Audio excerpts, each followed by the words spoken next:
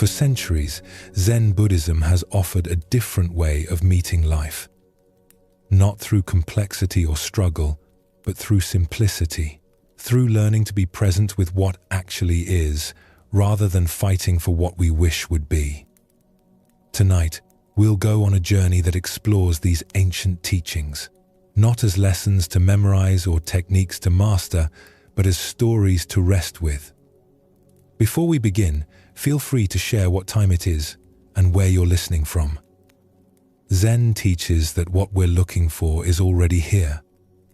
The calm we seek isn't hidden somewhere in the future, waiting for the right conditions. It's present now, beneath the surface of your thoughts, beneath your worries about tomorrow and memories of today. These stories are just invitations to notice what was here all along. Peace doesn't require perfection. Rest doesn't demand that everything be solved first. There's nothing you need to prepare, nothing you need to understand before we begin. Just relax. Take a slow, deep breath, and let's begin our journey together. Brother Masato had been at the mountain monastery for 8 months, and a question lived with him constantly. What does it mean to truly listen? It wasn't an idle curiosity. The question woke him before dawn and followed him through his daily tasks. It sat with him during meditation and walked beside him on the forest paths. His teacher, Master Koyo, was a woman of 70 years who moved with the unhurried grace of someone who had long ago stopped fighting with time. She spoke rarely, and when she did, her words were simple. She smiled often, a smile that seemed to come from some deep well of understanding that Masato could not access. When Masato brought his question to her, she would listen with her whole attention. Her eyes would meet his, kind and clear. Then she would nod slowly, as if acknowledging something important. But she never answered. She would simply return to whatever task occupied her hands, sweeping the courtyard with long, even strokes, tending the vegetable garden, her fingers gentle with the young plants, preparing tea with a focus that made even that simple act seem sacred. Her silence didn't answer his question. It only made the question grow larger, more pressing. Masato watched the other monks, trying to understand what they seemed to grasp that eluded him. Some of them had been at the monastery for years. They moved through their days with a quality of presence that he envied. When they sat in meditation, their faces became still as mountain lakes. When they worked, they seemed fully absorbed in each task, no matter how ordinary. Masato tried to copy them. He tried to be present. He tried to listen. But his mind was always somewhere else, always searching, always asking its question. One morning in early autumn, the air carried the first hint of coolness after the long summer. The maple trees around the temple were just beginning to turn, touches of red appearing among the green. Master Koyo assigned Masato the task of clearing fallen leaves from around the temple's main entrance. He found the rake leaning against the wall where it was kept and carried it to the front steps. The leaves had begun to gather there, blown by the mountain winds. Red and gold, they made a thick carpet across the stone pathway. He began working slowly, the rake making soft scraping sounds as it moved through the leaves. His mind circled its familiar territory. What am I missing? The other monks seem to understand something I don't. Why can't I find what I'm looking for? Master Koyo's silence felt like a wall he couldn't climb. Each day he grew more frustrated, more convinced that he was failing at something essential. The rake struck something solid beneath the leaves. The sound was different, a dull thud instead of the scraping of wood on stone. Masato stopped and knelt down. He brushed away the layer of autumn color with his hands, revealing a smooth river stone about the size of his palm. It was gray and completely ordinary. No interesting markings caught the eye. No unusual shape distinguished it from countless other stones that dotted the temple grounds. It was just a stone, the kind you might skip across a pond without a second thought or use to mark a path without really seeing it. Yet Masato found himself picking it up. The stone was cool against his skin, pleasantly smooth. He could feel the subtle irregularities in its surface, places where water had worn it down over years, maybe decades, maybe longer. It had weight, substance. It fit comfortably in his hand. He sat down on the temple steps, still holding the stone. The morning sun was warm on his face. A breeze moved through the maple trees, and a few more leaves drifted down, spinning slowly as they fell. Somewhere nearby, a cricket was singing its late-season song. And then, remembering his question about listening, Masato decided to try something. It felt a bit foolish, even to him. Stones don't speak, after all. They don't have wisdom to share in words. But his teacher had once mentioned, almost in passing, that wisdom could be found in unexpected places. That, sometimes, the most profound teachings came from what seemed most ordinary. So he closed his eyes and tried to listen to the stone. At first there was only the sound of his own breathing, and behind that, the familiar chatter of his mind. This is pointless. You're wasting time when you should be finishing the raking. What are you even doing? Someone might see you sitting here talking to a rock. This isn't how you're supposed to practice. The thoughts came in waves, each one pulling at his attention. His mind wanted to analyze, to judge, to move on to the next thing. It wanted to be anywhere but here, holding this stone, trying to listen. But he kept sitting. Something stubborn in him refused to give up, even though he wasn't sure what he was trying to do. He kept holding the stone, feeling its coolness, its weight. He kept his eyes closed. He kept trying to listen, though he didn't know what that meant anymore. Minutes passed. The cricket kept singing. The breeze kept moving through the trees. Gradually, without him noticing exactly when it happened, something began to shift. Not dramatically. There was no sudden flash of insight. Just a gentle softening, like ice beginning to thaw at the edges. His mind's chatter didn't stop completely, but it became quieter, more distant, like voices in another room. And in that quieter space, he became aware of other things. The wind moving through the pine trees nearby, a sound he had heard every day, but never really listened to. The branches swayed and the needles rustled, creating a soft whisper that rose and fell.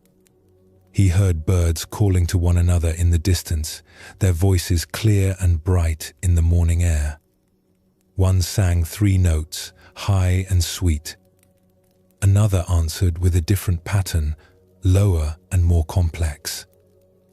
The faint murmur of monks chanting came from inside the hall. The morning service had begun. Their voices blended together like water over stones, individual words disappearing into a flow of sound that seemed to come from everywhere and nowhere at once. And still Masato listened, his attention widening. He heard the whisper of his own breath moving in and out, a sound so constant he usually forgot it was there.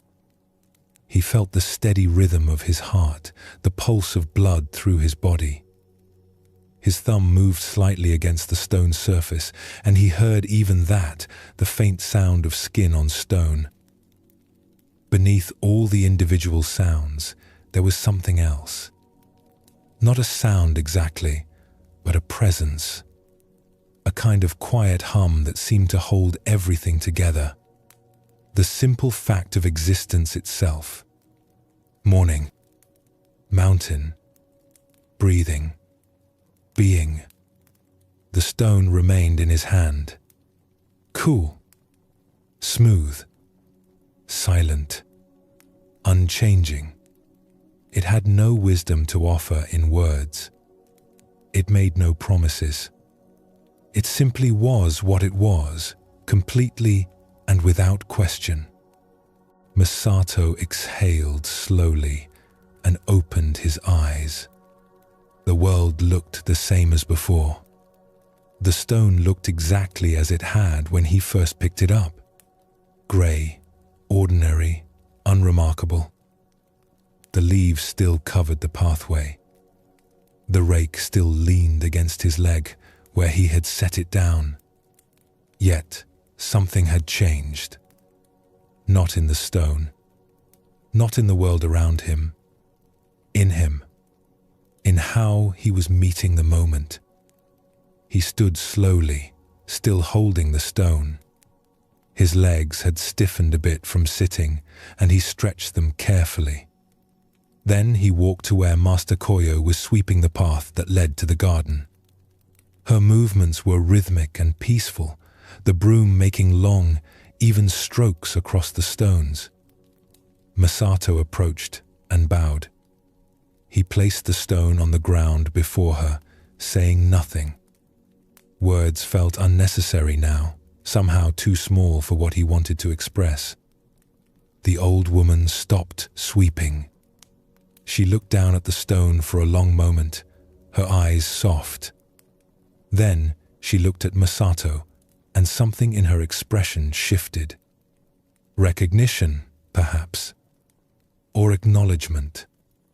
Her eyes were warm and knowing, carrying that quality of understanding he had noticed before, but never quite grasped. "You have listened well," she said quietly. Her voice was gentle, almost a whisper, but it carried clearly in the morning air. Masato bowed again, deeper this time. He realized he didn't need to ask his question anymore. The stone had answered it, not through words or explanations, but through the quality of silence it had invited him into.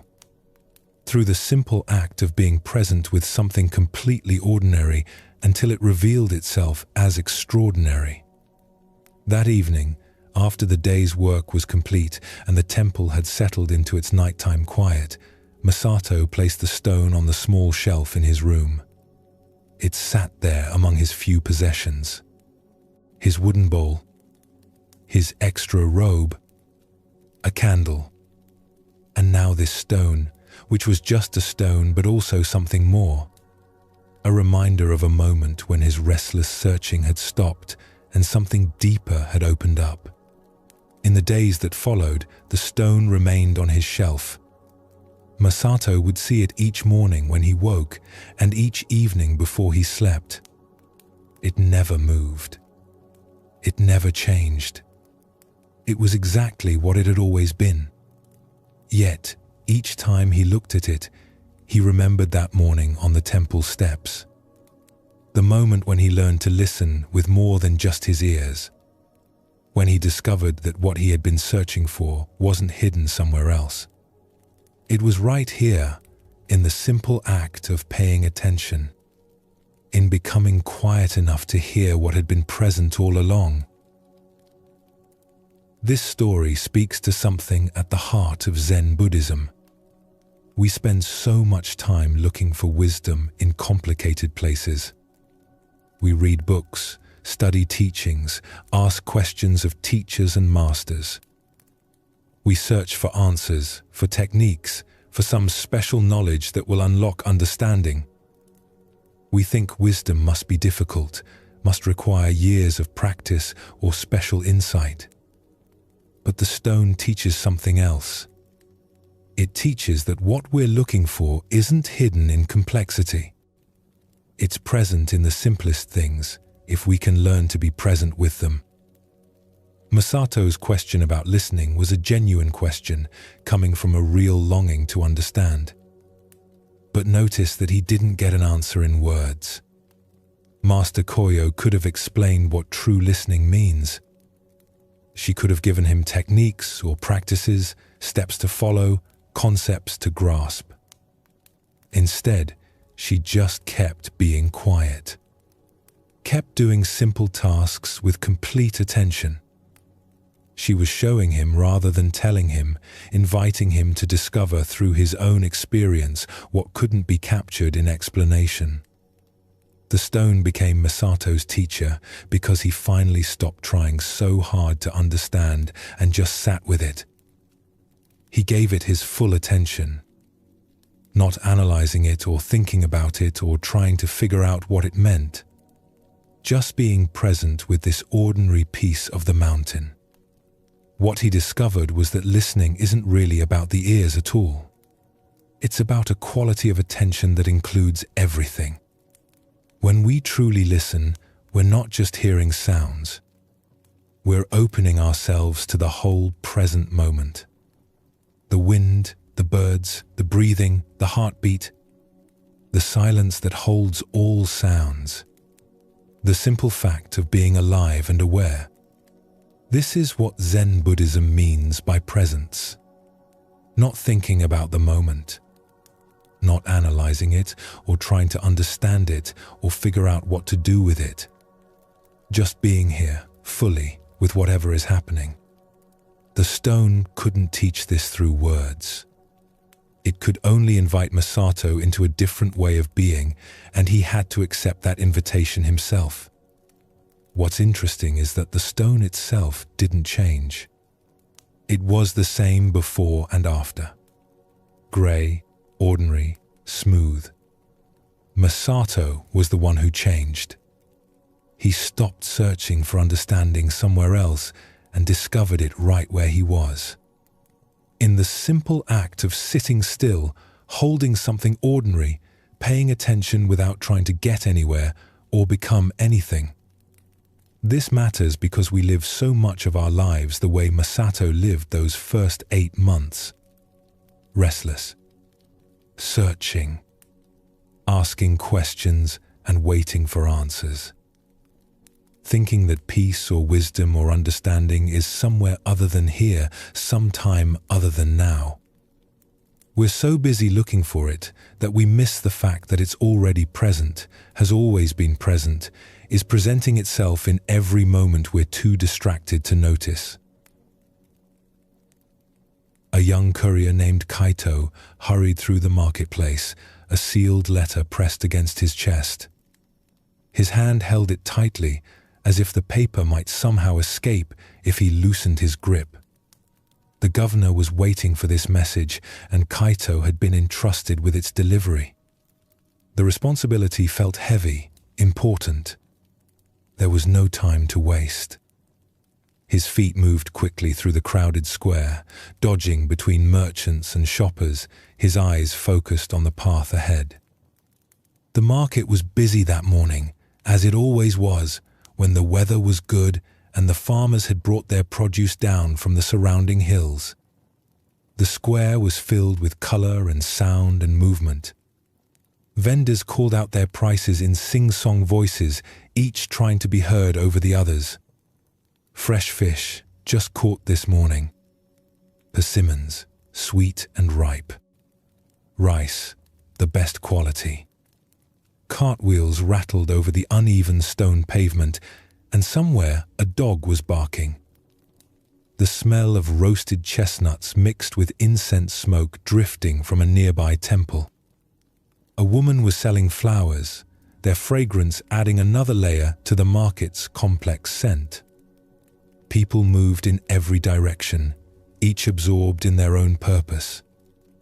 Shopping for the evening meal. Meeting friends. Conducting business. The market was its own small world, chaotic and alive. Kaito wove through it all, without really seeing any of it. His mind was entirely on his task. Get to the governor's residence. Don't be late. Don't lose the letter. His jaw was tight. His shoulders were hunched forward. His breathing was shallow and quick. A gust of wind spiraled through the narrow alley between two stalls, the kind of small whirlwind that sometimes appeared in open spaces on windy days. It lifted a white feather into the air, carrying it up and away from wherever it had fallen. Perhaps from one of the chickens being sold at the poultry stall. Perhaps from a pillow someone was carrying. The feather's origin didn't matter. What mattered was how it moved. It drifted across 𝗕𝗂𝗃's path, turning slowly in the air, catching the morning light. It rose on the breeze, dipped slightly, then settled directly in front of his next step, resting on the stones as if it had been placed there deliberately. His foot paused mid-stride. He stood there, frozen for a moment, one foot in the air, the other planted. Watching this white feather rest on the grey stones of the marketplace. An old vendor arranging oranges at a nearby stall noticed the young man's sudden stillness. He chuckled quietly, a warm sound that held no mockery.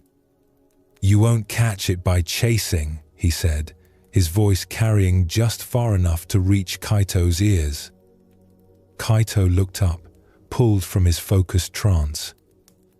The vendor was elderly, his face deeply lined from years in the Sunday. His hands moved with practiced ease as he arranged the oranges in a careful pyramid, each piece of fruit placed with attention. He seemed in no hurry at all, as if he had all the time in the world for this simple task. "I wasn't trying to catch it," 𝗕𝗂𝗃 said, though he wasn't entirely sure why he responded at all. He should be moving. He should be on his way. The vendor just smiled, a knowing expression that suggested he had seen many young men rushing through the market over the years, all convinced their urgency was uniquely important. He continued arranging his fruit.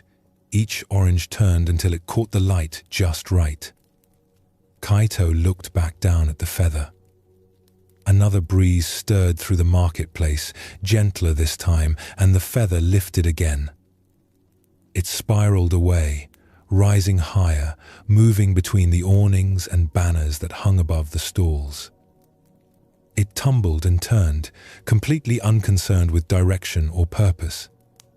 Not trying to go anywhere in particular.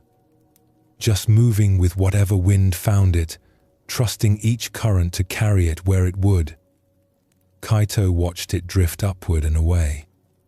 His hand was still pressed against his chest, holding the letter. He became aware, suddenly, of how tightly he was gripping it. How fast his heart was beating beneath his palm. How his whole body felt clenched with urgency, every muscle tight with the need to hurry. The feather disappeared over a rooftop, and still 𝗕𝗂𝗃 stood there. He took a breath, a real breath, deeper than the shallow gasps he'd been taking as he rushed through the square. The smell of roasted chestnuts reached him again. This time, he actually noticed it. Warm and sweet, with a hint of smoke. His stomach responded, reminding him he'd left the house without eating. Someone was playing a flute somewhere beyond the square. The notes floated through the air, gentle and unhurried. A simple melody, probably a street musician hoping for a few coins. The music wove between the vendors' calls and the cart wheels and the conversations, adding something soft to the market's busy sounds. The vendor was still arranging his oranges, and 𝗕𝗂𝗃 found himself watching. The old man's movements were slow and deliberate. Each piece of fruit was picked up, examined, then placed with care. The morning sun lit up the oranges, making them glow like small lanterns. The pyramid was growing, each level carefully constructed to support the next. 𝗕𝗂𝗃 realized he had passed this stall many times. Dozens of times. Maybe hundreds in the months he'd been working as a courier. But he'd never really seen it. Never noticed the care the vendor took with his display. Never watched how the morning light transformed ordinary fruit into something beautiful. He loosened his grip on the letter. His shoulders dropped slightly, releasing tension he hadn't known he was carrying. His breathing slowed and deepened. The letter still needed to be delivered. That hadn't changed. The governor was still waiting. The message was still important. But 𝗕𝗂𝗃 found himself wondering if it truly had to be this very second. If perhaps the message would arrive exactly when it needed to, whether he ran there in a panic or walked with some awareness of the world around him. Whether arriving 2 minutes later would actually matter, or if his urgency was just a habit, a way of moving through the world that he'd never questioned. He stood still for another breath, then another. The flute continued its melody, notes rising and falling like the feather had risen and fallen. The vendor placed another orange on his pyramid, adjusting it slightly until it sat just right. People continued moving through the market. Some hurried like 𝗕𝗂𝗃 had been, others taking their time, examining vegetables, greeting friends, living their morning at their own pace. 𝗕𝗂𝗃 began walking again. Not as fast as before. Not with that tight, driven intensity. His hand still held the letter to his chest, but more gently now, without that desperate grip. He looked around as he walked, actually seeing the market for the first time in a long while. An old woman was selling flowers, each bloom arranged in simple bundles tied with grass. White chrysanthemums, yellow daisies, purple asters. She sat behind her display with a peaceful expression, not calling out like the other vendors, just letting the flowers speak for themselves. A child was laughing at something his mother said, the sound bright and free.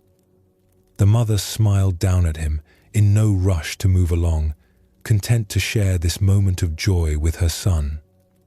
𝗕𝗂𝗃 noticed the way the sunlight came through the fabric awnings, painting everything in soft, warm colors.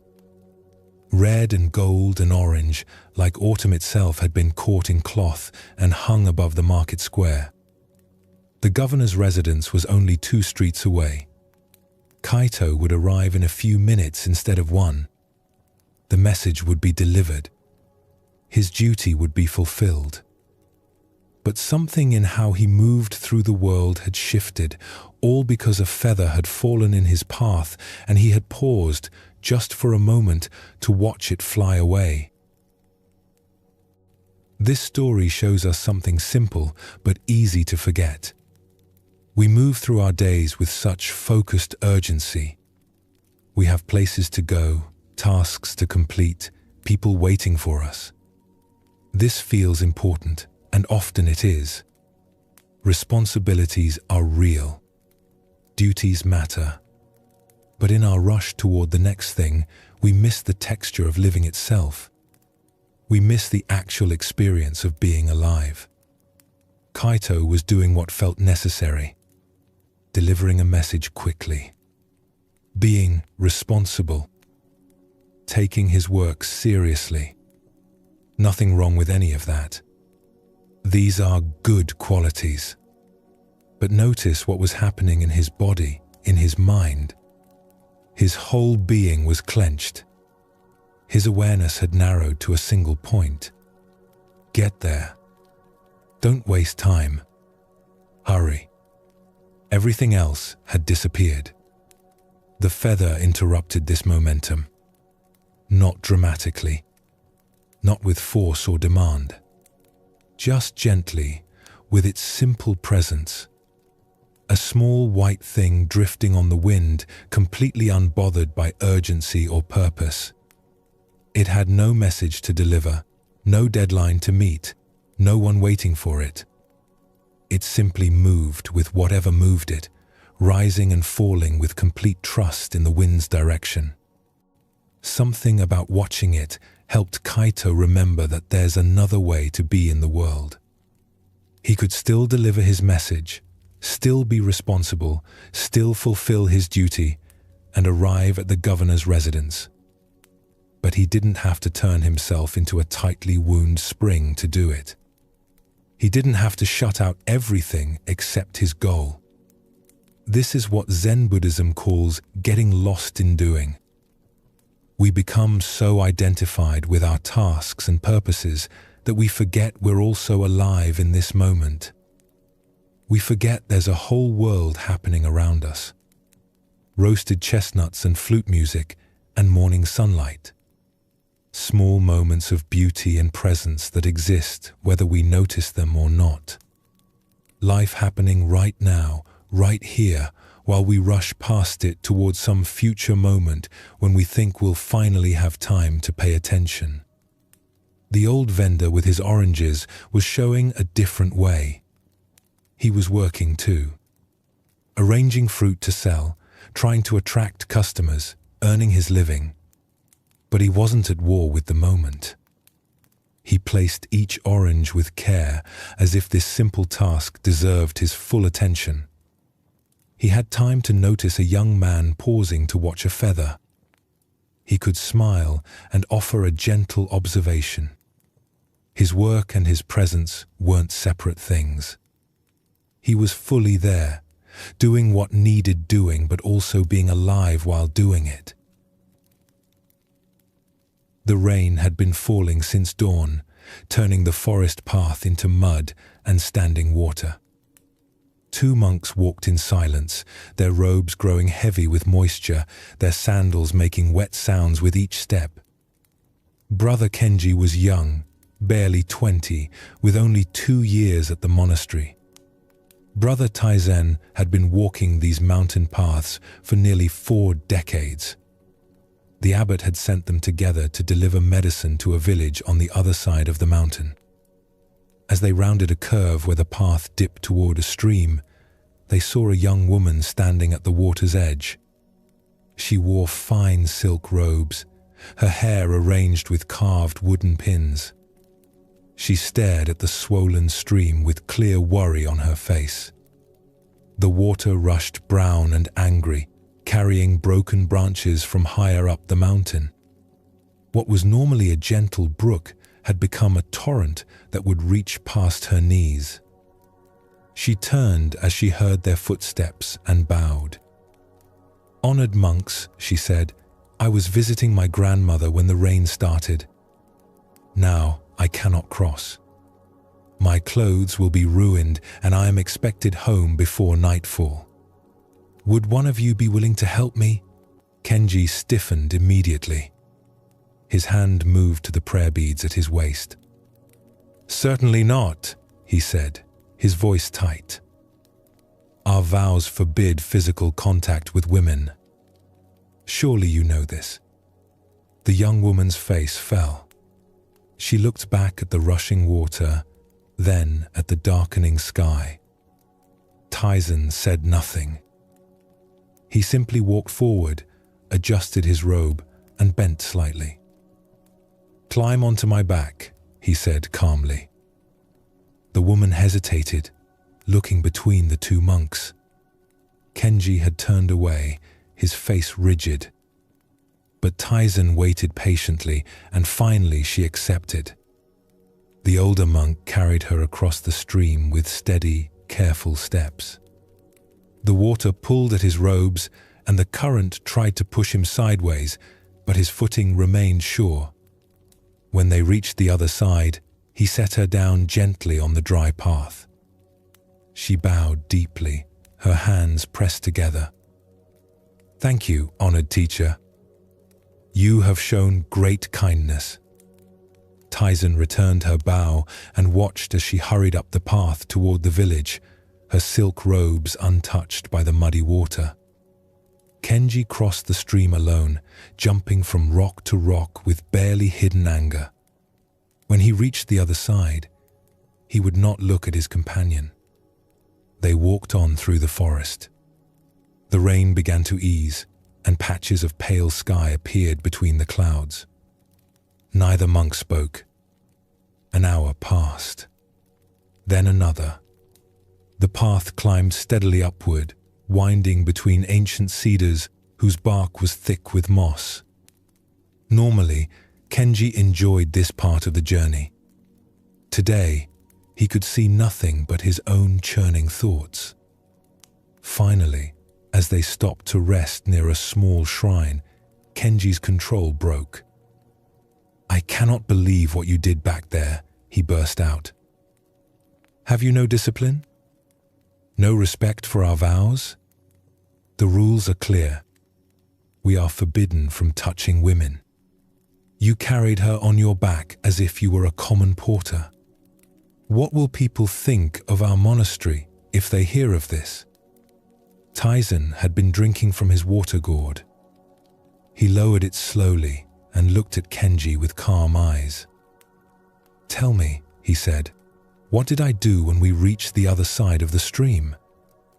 Kenji frowned, thrown off by the question. "What do you mean?"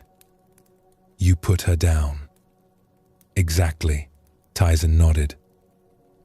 "I put her down on the far bank, and she went on her way." "So why, my young brother, are you still carrying her?" The words landed like a stone in still water. Kenji opened his mouth to respond, then closed it again. He looked at the path behind them, stretching empty and quiet through the forest. The rain had stopped completely now. Drops of water fell from the leaves overhead, catching the light. Somewhere nearby, a bird began to sing. 𝗏𝗏 shouldered his pack and continued up the path, his steps light despite his age. Kenji stood for a moment longer at the shrine, staring at nothing before following. They walked the rest of the way in silence, but it was a different kind of silence than before. This story shows us something about how we create our own suffering. 𝗏𝗏 carried the woman physically for maybe 30 seconds across a stream. Then he set her down and walked on, his mind completely free. Kenji, who never touched her at all, carried her mentally for hours, getting heavier with each step. The young monk thought he was protecting his practice and following the rules. Really, he was making himself miserable over something that had already ended. The woman was long gone, probably at home with her family. But in Kenji's mind, the stream crossing kept happening over and over. Zen Buddhism sees this pattern clearly. The original moment is rarely what hurts us. What happens afterward in our thoughts is where the real trouble starts. We replay conversations that ended hours ago. We go over moments of embarrassment or anger from yesterday, last week, even years past. These mental replays feel like we're dealing with the situation. Actually, we're just creating fresh pain in the present moment. 𝗏𝗏's question cuts right through this habit. When we hold on to something mentally long after it's physically over, we're the ones making the burden. The person who upset us has moved on. The embarrassing moment is done. The difficult conversation ended. But we keep bringing these finished events back to life through our thoughts. What's interesting is that Kenji was carrying something that weighed nothing. An event that was over. A woman who was gone. His arms were empty, but his mind was full. This is what thoughts do when we give them too much power. They can make us tired from carrying air. Zen doesn't say we should ignore what happened or pretend difficult things didn't occur. 𝗏𝗏 didn't pretend he hadn't carried the woman. He just didn't need to carry her any further than the opposite bank. The action was complete. Why make it continue? This matters especially when we're trying to rest. The mind often becomes most active right when we finally lie down. Every unfinished conversation from the day comes back. Every awkward moment replays itself. Every worry about tomorrow shows up. We're like 𝗕𝗂𝗃𝗫, carrying things that have already been set down. The practice isn't forcing thoughts away. That's just another kind of carrying. It's more like noticing when we're adding weight that doesn't need to be there.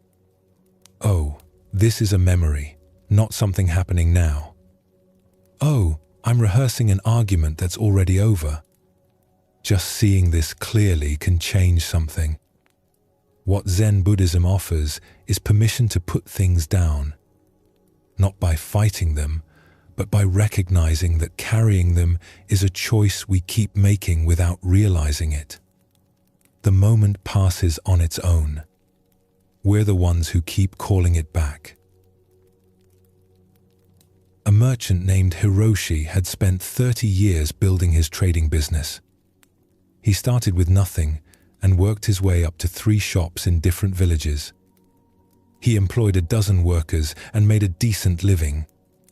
One spring morning, Hiroshi prepared for his monthly journey to check on his businesses. He loaded his traveling pack carefully. Account books, letters to his shop managers, samples of goods, several strings of copper coins for payments. But as he lifted the pack, something felt wrong. It seemed heavier than usual, pulling at his shoulders with unexpected weight. He set it down and opened it, checking everything. Nothing was missing. Nothing extra. Yet, when he shouldered it again, the weight felt almost unbearable. His wife noticed his struggle. "Perhaps you're getting sick," she suggested. "Maybe you should rest today." But Hiroshi shook his head. His first shop was expecting a payment, and his second shop's manager had written with concerns that needed addressing. He couldn't delay.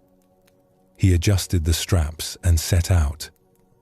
The path to the first village took him up a steep mountain trail.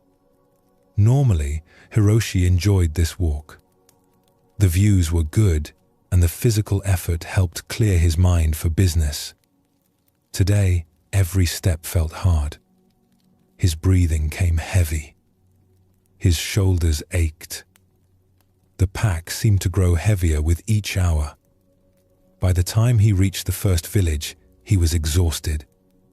He delivered the payment and checked the accounts, but his usual sharpness was gone.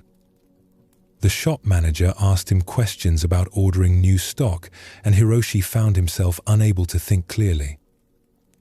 "Are you feeling well, Master Hiroshi?" the manager asked. "You look pale." "Just tired from the journey," Hiroshi replied. The pack was heavy today. He stayed the night at the village inn, hoping sleep would help. But the next morning, the pack felt even heavier. The walk to the second village took twice as long as usual. Hiroshi had to stop and rest every few hundred paces, setting the pack down before forcing himself to pick it up again. At the second shop, the manager was waiting with concerns about a supplier delivering poor quality goods. Normally, Hiroshi would have offered clear guidance. Today, his mind felt as heavy as his pack. He gave vague instructions and left quickly. The third village was still 2 days away. Hiroshi sat at a roadside shrine, looking at his pack with something close to despair. He couldn't continue like this. An old monk appeared on the path, walking easily despite his age. He carried nothing but a small bundle and a walking stick. When he saw Hiroshi slumped at the shrine, he paused. "You look troubled, friend," the monk said. Hiroshi gestured at his pack. This burden has become impossible. I don't know what's wrong with me. The monk studied the pack. May I? He asked, reaching for it. Hiroshi nodded. The monk lifted the pack easily, testing its weight. This is not particularly heavy, he observed. What's inside? Business items, Hiroshi said. Account books, letters, some coins. Nothing unusual. And yet it feels unbearable to you? For 2 days now, yes. The monk sat beside Hiroshi at the shrine. Tell me about your business. Hiroshi wasn't sure why he opened up to this stranger, but something about the monk's presence made it easy. He explained about his 3 shops, his employees, his responsibilities. And then, though he hadn't planned to, he found himself talking about his worries. The truth is, Hiroshi said slowly, I'm not sure any of this matters anymore. My eldest son has no interest in the business. He wants to become a scholar. My younger son is too wild. When I'm gone, everything I've built will probably fall apart. And even now, I see problems I can't solve. The shop in the second village is losing customers. The economy is changing. Merchants from the city are taking business from small traders like me. He continued, words tumbling out. I lie awake wondering if I've wasted my life. All this work, and for what? To leave my sons with businesses they don't want? To struggle against changes I can't control? When he finally stopped, the monk was quiet for a long moment. Then he reached over and began untying Hiroshi's pack. He opened it and carefully removed each item, setting them on the shrine's stone steps. Account books, letters, coins, fabric samples. Everything came out until the pack was completely empty. The monk held up the empty pack. Lift this, he said. Hiroshi took it, confused. It weighed almost nothing. Now, the monk said, tell me how this empty bag has been making your journey so difficult. Hiroshi stared at the pack in his hands. But it wasn't empty. All these things, he gestured at the items spread across the steps. These things? The monk asked, picking up an account book. This weighs maybe ½ pound. And these coins? He lifted a string of copper. Less than £1 pound. Altogether, maybe 5 or 6 pounds. But it felt like 50 pounds, Hiroshi said. Yes, the monk agreed. Because you were carrying much more than what's in your pack. You've been carrying all your fears about the future. Your worries about your sons, your doubts about whether your life matters, your struggles against changes you cannot control. These invisible weights are far heavier than any physical load. Hiroshi looked at his hands holding the empty pack. The monk's words hit him with unexpected force. The pack itself is light, the monk continued. It was always light. What makes you stumble is everything you've added to it in your mind. The monk began repacking Hiroshi's belongings, placing each item carefully back inside. Your business concerns are real. Your worries about your sons have reasons. But carrying these worries as you walk doesn't make them lighter. It only makes you heavier. Hiroshi watched as the monk closed the pack and held it out. Try again, the monk said. Hiroshi took the pack and lifted it to his shoulders. To his surprise, it felt different. Not exactly light, but bearable. Natural. The weight it should have been all along. "The load hasn't changed," the monk observed. "But perhaps how you're holding it has." Hiroshi stood at the shrine for a long time after the monk continued down the path. He looked at the mountains ahead, at the road to his third shop. The journey hadn't gotten shorter. The problems hadn't disappeared. But something had shifted. He adjusted his pack and started walking. This time, his steps were steady. This story reveals another layer of what Zen Buddhism sees about burden. Where Kenji carried a memory, Hiroshi carried something harder to see, worry about things that hadn't happened yet and couldn't be controlled. The empty pack is a perfect image for this. Hiroshi's business items had real weight, but that weight was manageable. What made the pack unbearable was everything he had unconsciously added to it. His fears for the future, his sense of wasted effort, his anxiety about changes beyond his reach. These invisible additions multiplied the actual weight many times over. This is remarkably common. We carry not just the actual demands of our lives, but layer upon layer of worry and fear about those demands. A simple meeting at work becomes heavy with anxiety about performance and what others think. A conversation with family carries the weight of old patterns and future expectations. Zen Buddhism helps us see the difference between the actual weight of our responsibilities and the added weight of our mental stories about them. Hiroshi really did have business concerns. His shops really needed attention. His sons really were making unexpected choices. But carrying anxiety about these facts didn't help anything. It only made him less able to address what actually needed his attention. The monk's demonstration with the empty pack cuts through this confusion simply. When Hiroshi saw the pack without its contents, he could feel directly how light it actually was. This helped him recognize how much extra weight he had been adding through his thoughts. But notice the monk didn't suggest Hiroshi abandon his responsibilities or stop caring about his business and family. The items went back in the pack.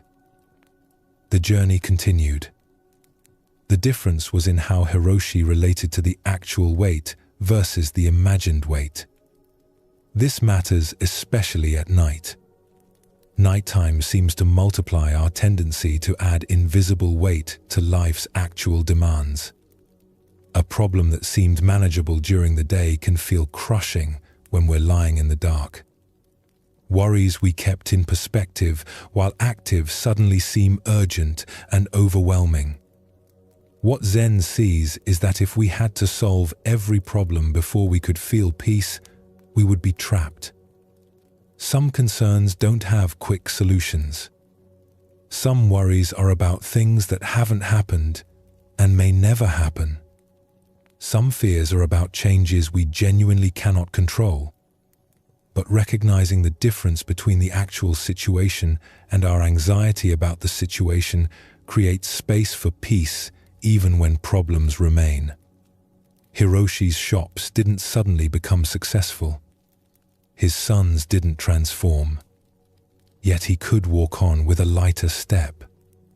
The actual weight of this moment, right now, is probably much lighter than it feels.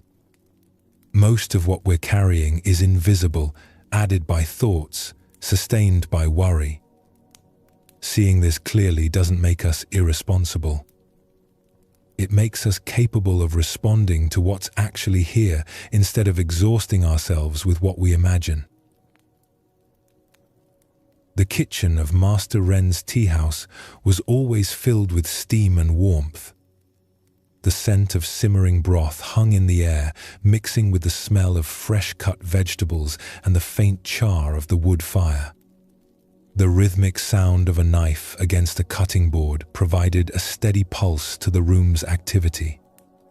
A young apprentice named Jiro had been assigned what seemed like the simplest task in the kitchen: stirring the soup. He stood by the great iron pot that hung over the fire, wooden spoon in hand, watching the broth swirl beneath his touch. The pot was large enough to feed everyone who came to the tea house that day, and it needed constant attention to keep the ingredients from settling and burning at the bottom. 𝗔𝘀𝗹𝗃 had been at the tea house for 3 months now. He had hoped to learn the art of tea preparation, the subtle movements and precise timing that Master Ren demonstrated with such grace. Instead, he found himself stirring soup, day after day, hour after hour. The same circular motion, over and over, until his arm ached and his mind grew numb with boredom. The day was ending. The sun cast amber light through the paper windows, creating soft rectangles of gold on the worn wooden floor. Most of the day's customers had come and gone. The tea house would close soon, and 𝗔𝘀𝗋's arm was tired from stirring.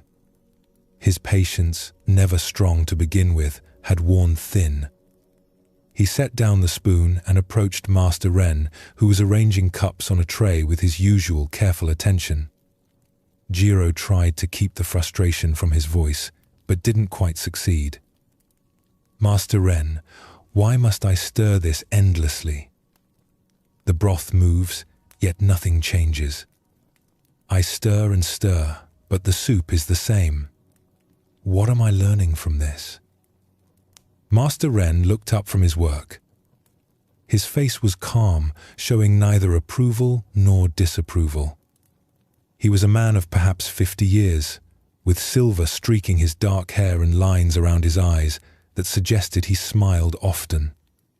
He set down the tray and gestured for 𝗔𝘀𝗋 to follow him. They walked outside to the small garden behind the tea house.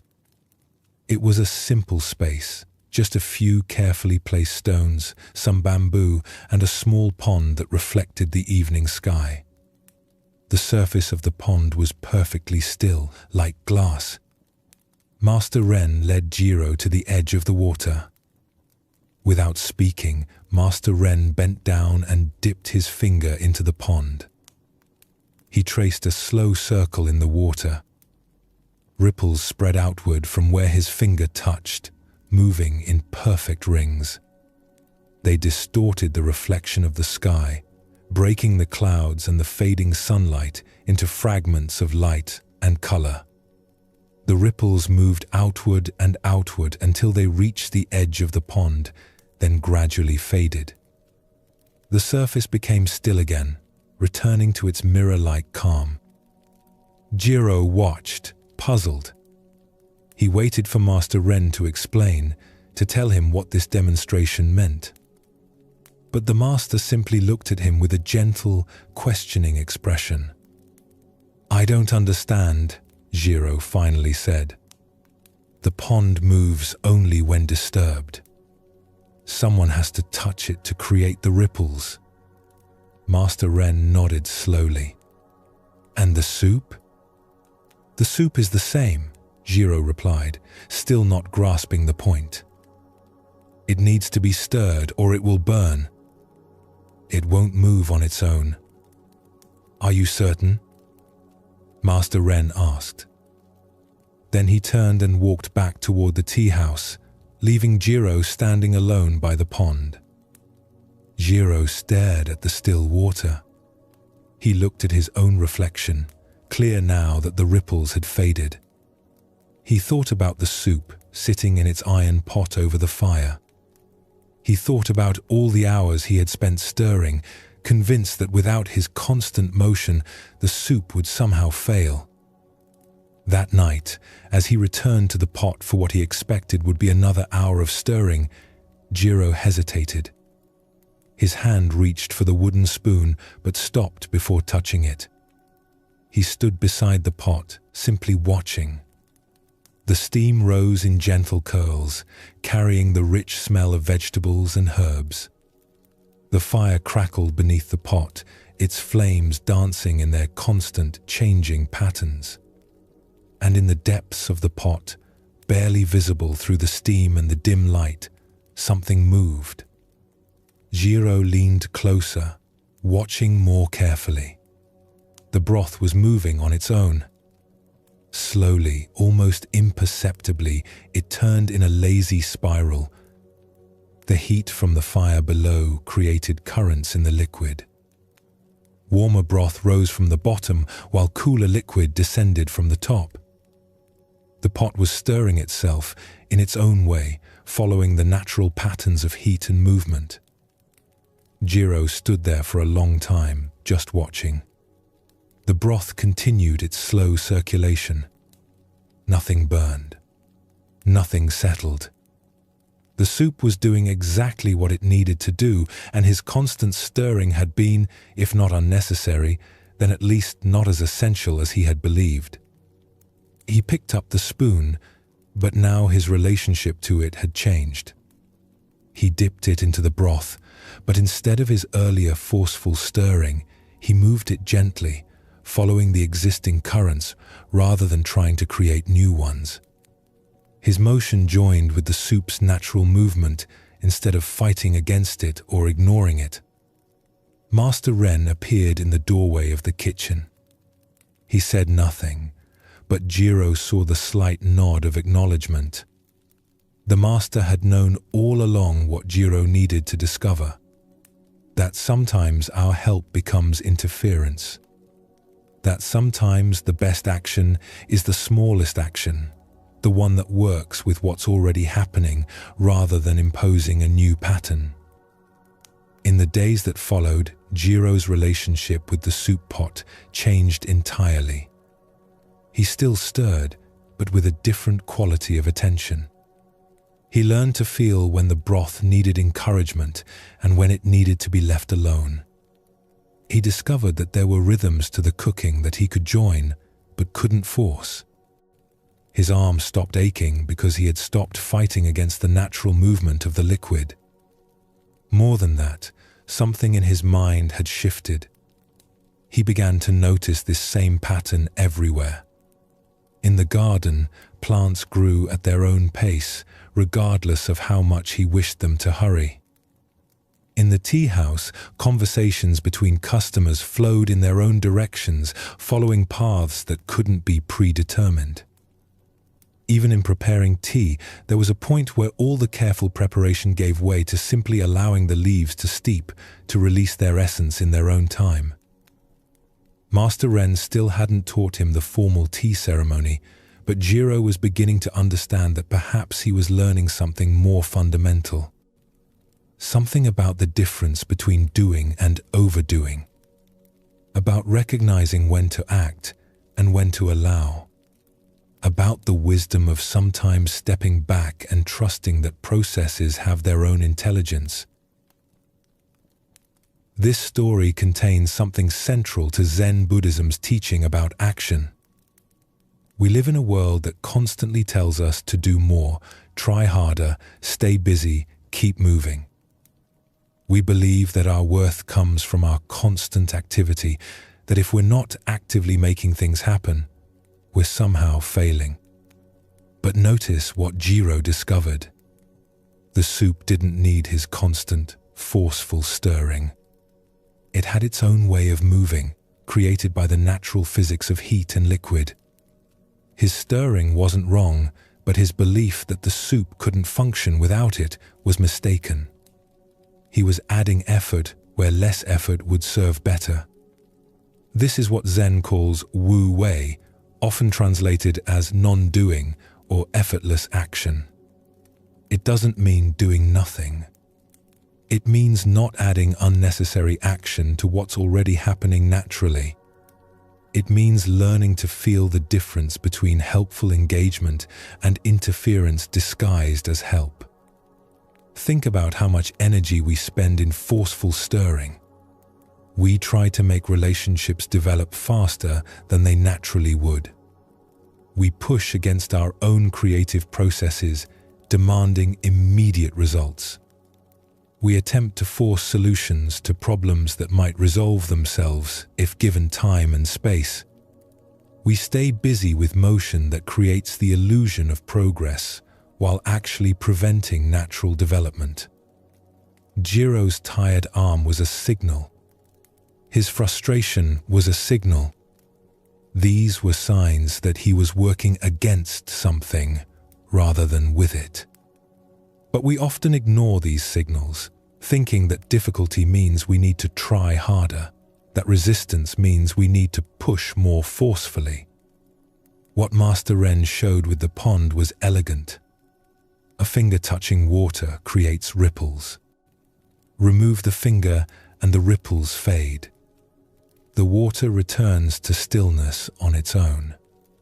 No one needs to make it calm again. This is the nature of things when left to follow their own course. The soup, too, had its own nature. Heat rises. Cooler liquid descends. This creates circulation without anyone forcing it. 𝗔𝘀𝗀𝗲's role wasn't to create this movement, but to work gently with it, to guide it slightly when needed, to trust it most of the time. This teaching appears throughout Zen Buddhism. The best action often feels effortless because it's aligned with what wants to happen anyway. A skilled craftsman's hands move almost automatically, not from mindless repetition, but from deep understanding of the material. A gardener learns when to prune and when to let growth take its course. A teacher knows when to speak and when to remain silent, trusting the student's own process of understanding. What changes isn't that we stop acting. 𝗔𝘀𝗀𝗲 still stirred the soup, but the quality of action transforms. Instead of forceful imposition, there's gentle cooperation. Instead of constant interference, there's trust in natural processes with occasional guidance. Instead of exhausting ourselves with unnecessary effort, we learn to recognize where our energy actually serves. A traveler named Sora stood at the edge of the bamboo bridge, watching it sway in the wind. The bridge stretched across a wide river gorge, connecting the path she was on to the continuation of the trail on the other side. It was the only way forward. The only way back was 3 days of walking. The rain had passed through that morning, leaving everything wet and shining. But the river below still churned violently, swollen with runoff from the mountains. The water was brown and fast, carrying broken branches and debris. The sound of it filled the air, a constant roar that spoke of power and danger. The bridge itself was made of bamboo poles lashed together with rope, with bamboo railings on either side. It was a local construction, probably rebuilt every few years as the old materials wore out. Right now, it swayed back and forth in the wind that funneled through the gorge. Not dramatically, but enough to make Sora's stomach tighten with fear. She had crossed bridges before. Many bridges. But always sturdy ones, made of stone or heavy timber. This bamboo construction looked so fragile, so temporary.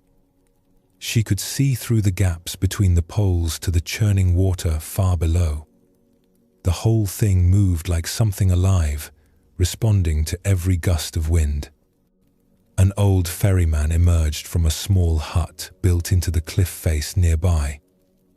Sora hadn't noticed the hut until he appeared. He was weathered and lean, with skin darkened by years in the sun and wind. He carried a wooden bucket and moved with the careful balance of someone who had spent his life in unstable places. "Excuse me," Sora called to him. "This bridge, is it safe? It looks so unsteady." The ferryman paused and looked at her. Then he looked at the bridge with an expression that suggested he had seen it 1,000 times and found nothing remarkable about it. He set down his bucket and walked to the edge of the path. Without a word, he picked up a fallen leaf from the ground, one of the many that had been stripped from the trees by the morning rain. He walked onto the bridge, his feet finding the bamboo poles with practiced ease and placed the leaf on the surface about halfway across. The bridge swayed beneath him. The leaf trembled, then settled. The ferryman walked back to solid ground and looked at Sora with raised eyebrows, as if to say, "See?" But Sora shook her head. A leaf is not a person. A leaf weighs nothing. How do I know the bridge will hold me? The ferryman picked up his bucket and gestured toward the river gorge below. "Is the water solid?" he asked. His voice was rough from disuse, like he didn't speak often. Sora frowned at the question. "Of course not. Water is always moving." "And yet," the ferryman said, "does it not hold the boats?" He pointed downriver where, in the distance, she could see the tiny shape of a boat navigating the current. Before she could respond, he walked back to his hut and disappeared inside, apparently done with the conversation. Sora stood alone at the bridge's edge. The wind sighed through the bamboo, making the poles creak and the rope groan. The leaf still lay where the ferryman had placed it, undisturbed despite the bridge's movement. She thought about the ferryman's question. Water wasn't solid, yet boats floated on it. Water was always moving, always changing, yet it could be trusted to support what rested on its surface. The boat didn't need the water to be still or solid. It only needed to work with the water's nature, to move as the water moved. Sora looked at the bridge again. It swayed because it was flexible. If it were rigid, the wind might break it. Its movement was its strength, not its weakness. It could bend without breaking, shift without failing. She took a deep breath and placed one foot onto the first bamboo pole. It held her weight easily. The bridge swayed slightly, responding to her presence, but it didn't feel dangerous. It felt responsive, alive, aware of her in some way. She placed her other foot forward. The bridge continued to sway gently. She could feel it moving beneath her, adjusting to her weight, distributing the load across its structure. It was unsettling at first, this constant motion. But as she took another step, and then another, she began to understand. The trick wasn't to fight the movement. It was to move with it. When the bridge swayed left, she leaned slightly left. When it swayed right, she adjusted right. Her body began to find its own rhythm with the bridge's rhythm. They were dancing together, in a sense, each responding to the other. Halfway across, she reached the leaf. She paused there, looking down at it. The leaf had known something she was only now learning. It didn't resist the bridge's movement. It simply rested there, light and trusting, moving when the bridge moved, still when the bridge was still. She continued to the other side, her steps growing more confident. By the time she reached the far edge and stepped onto solid ground again, something had changed. Not in the bridge. In her. She turned and looked back across the gorge. The bridge still swayed in the wind. It looked just as unstable as it had before. But she no longer saw it as dangerous. She saw it as wise, as perfectly designed for the forces it had to navigate. Its flexibility was what allowed it to survive in this wind-torn gorge. A rigid bridge would have been destroyed long ago. Sora continued on her journey, but she carried the bridge's teaching with her. That sometimes what looks unstable is actually more trustworthy than what appears solid. That flexibility can be stronger than rigidity. That moving with something is often safer than trying to remain completely still. This story touches something essential in Zen Buddhism's understanding of how to live. We spend so much energy trying to create stability, trying to build lives that won't move or change or sway. We want solid ground beneath our feet at all times. We want certainty, security, permanence. But the bridge teaches a different wisdom. It teaches that flexibility is strength, that what bends can survive forces that would break rigid structures.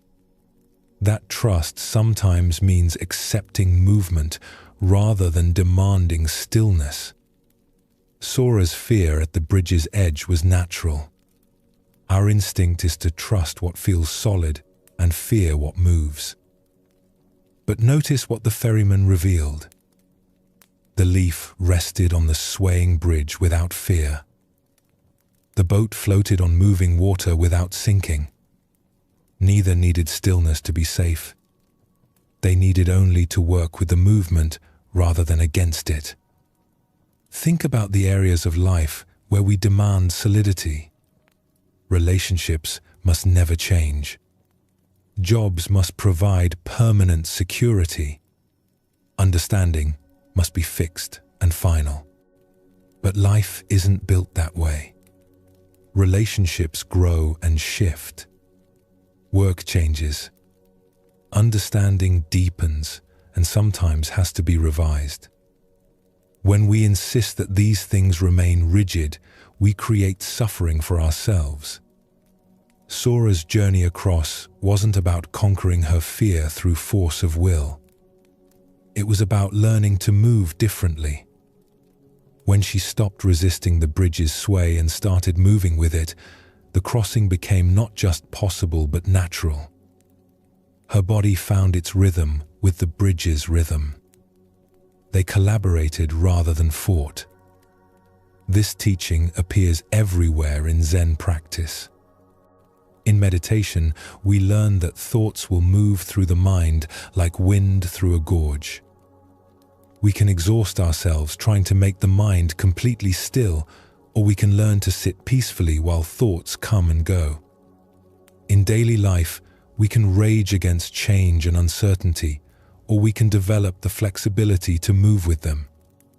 What makes this difficult is that flexibility requires trust. Sora had to trust the bridge before she could learn to move with it.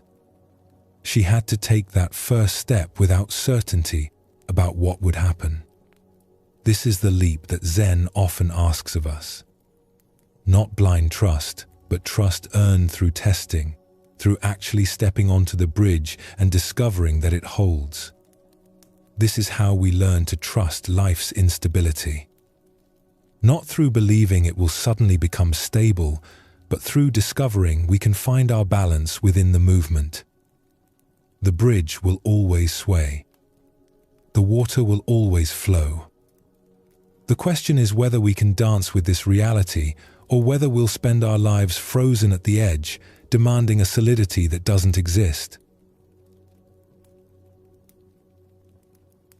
In the mountains beyond the temple, a master archer named 𝗂𝗂𝗏 practiced in solitude. His name was known in the valley below. Travelers spoke of his skill with quiet respect. Every arrow found its mark. Every shot was perfect in form and execution. The practice ground was a clearing in the forest, surrounded by ancient pines. A wooden target stood at the far end, its center marked by rings of red and white paint. The paint was fresh because 𝗂𝗏 replaced the target often. His arrows had a way of destroying what they struck. A wandering monk appeared one afternoon, drawn by the rhythmic sound of arrows hitting wood. He stood at the edge of the clearing, watching in silence. 𝗂𝗏 continued his practice, unaware or unconcerned with the observer. Draw, aim, release. Draw, aim, release. Each arrow flew straight and true, sinking into the target's center with a solid thunk. After perhaps 20 arrows, 𝗂𝗏 paused.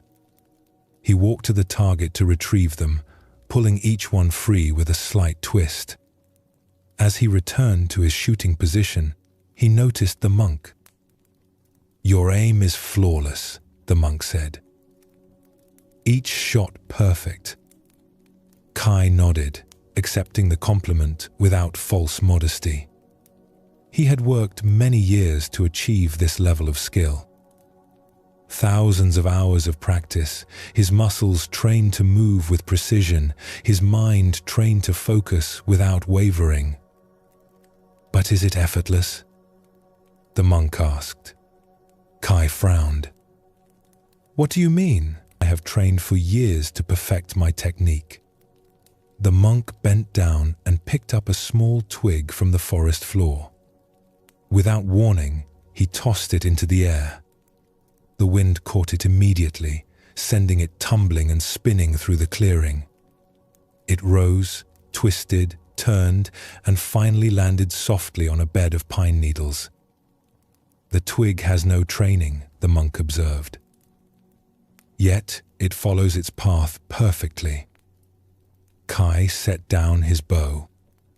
A twig is not an arrow. A twig is carried by the wind. An arrow must be guided by the archer. Without guidance, it flies wild and misses the target. The monk smiled, a gentle expression that held no mockery. "Then shoot without guiding." 𝗂𝗍 almost laughed.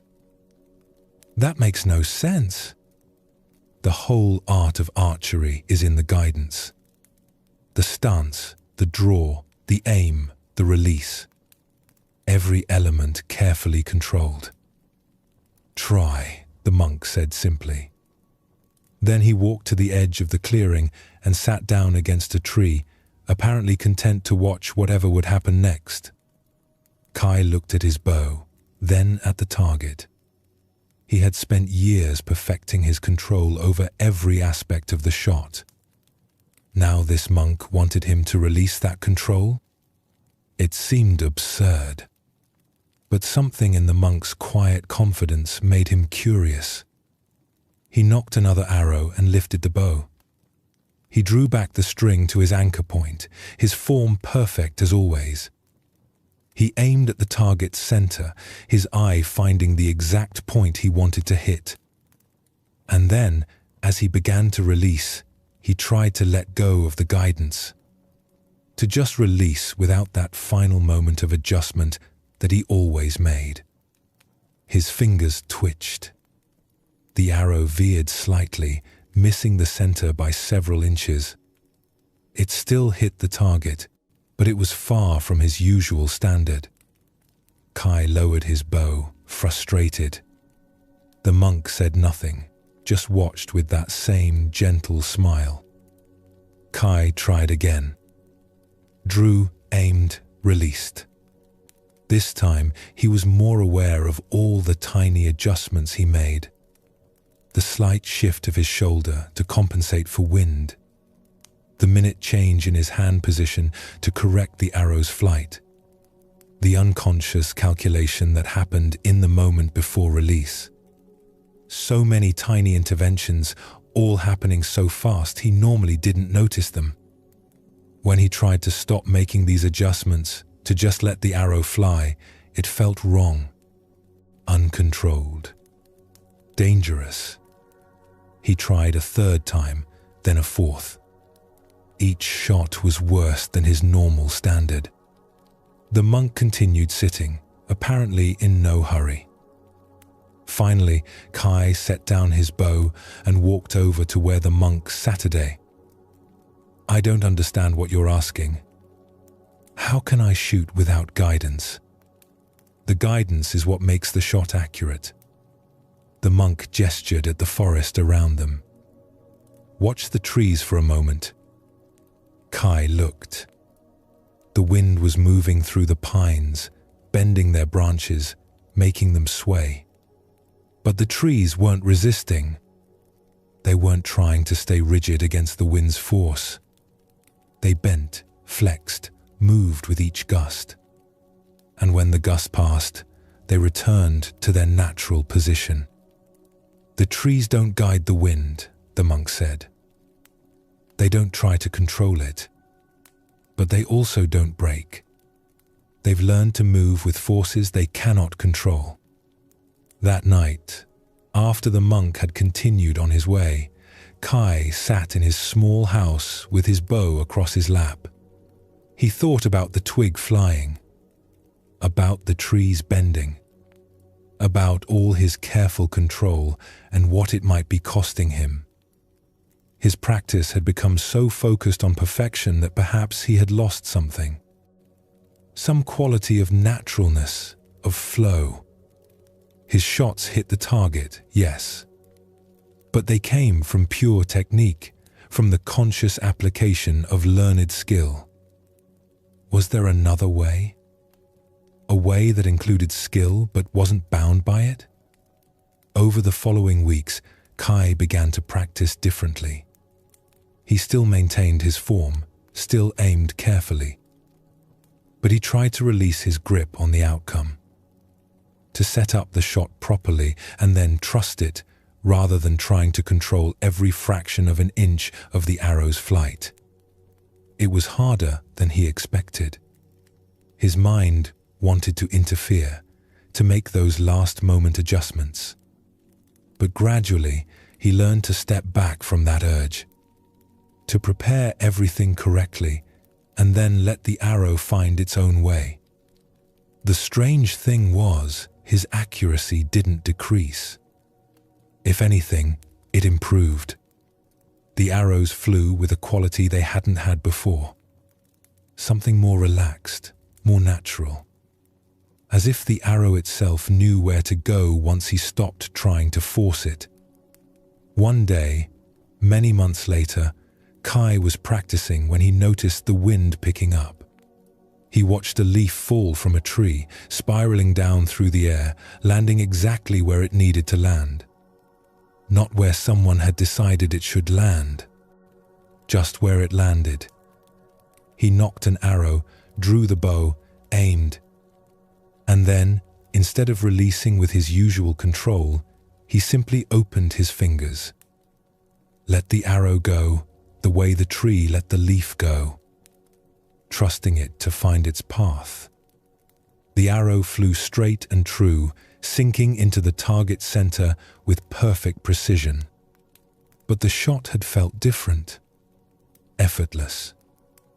Not because it required no effort, but because the effort had become so aligned with the action that they were no longer separate things. 𝗂𝗃 smiled. The monk's teaching had taken root in its own time, in its own way. Like everything else, it couldn't be forced, only allowed.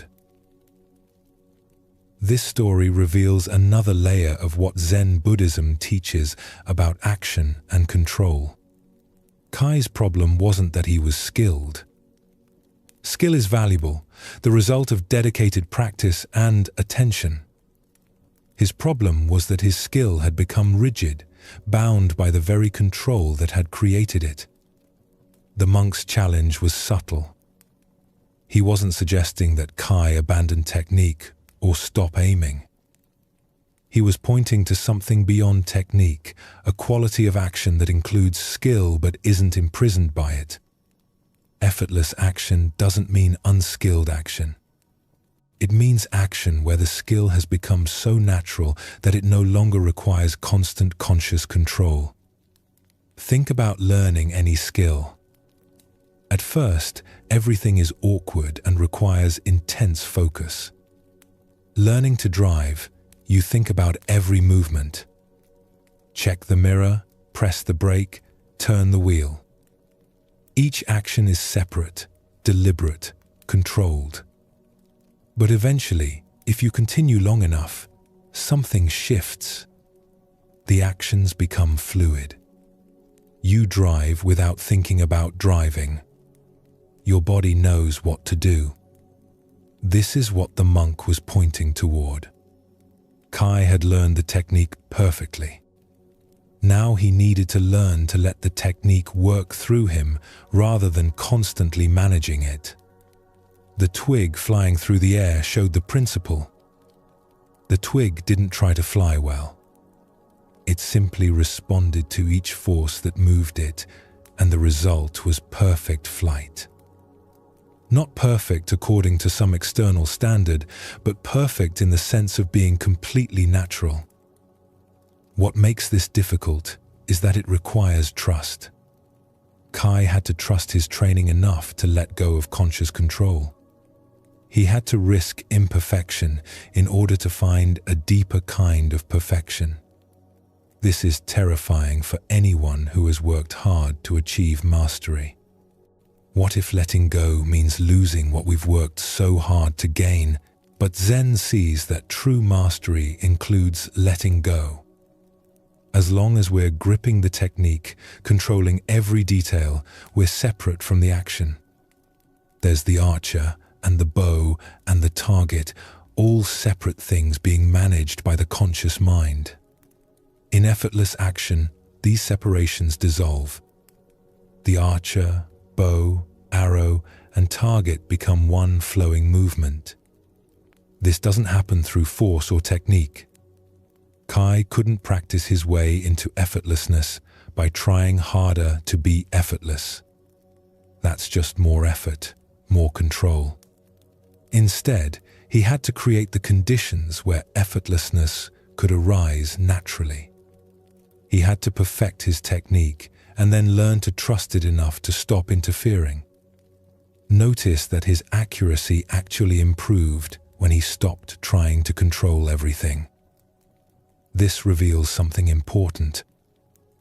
Often our controlling, our constant adjustments and interventions are actually preventing the natural excellence that wants to emerge. We think we're helping, but we're interfering. This appears everywhere in life. Parents who control every aspect of their children's lives prevent them from developing their own judgment. Leaders who micromanage their teams prevent natural competence from expressing itself. We ourselves often interfere with our own natural wisdom by overthinking, overanalyzing, trying to manage every outcome. What Zen teaches is that there's a place beyond technique where technique becomes transparent. The skill is still there, all the training and practice hasn't disappeared. But it's no longer being wielded consciously. It's become part of your natural way of moving through the world. The arrow knows where to go because you've trained so well that your body understands at a level deeper than conscious thought. This is what the monk meant by shooting without guiding. Not shooting randomly or carelessly, but shooting from such deep understanding that conscious guidance is no longer necessary. The guidance has become internal, natural, effortless. For those of us trying to rest at night, this teaching has particular relevance. We often approach sleep the way Kai initially approached archery. We try to control it, manage it, make it happen through effort and technique. We have our routines and our methods and our determination to sleep well. But the more we try to control sleep, the more it eludes us. Sleep, like the best arrow flight, happens when we stop trying to make it happen. When we create the right conditions and then trust, letting go of control, allowing the natural process to unfold. The twig doesn't fly by trying to fly.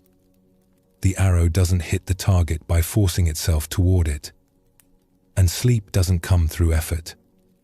It comes through surrender, through trusting the body's natural wisdom enough to release conscious control and let rest arrive in its own way.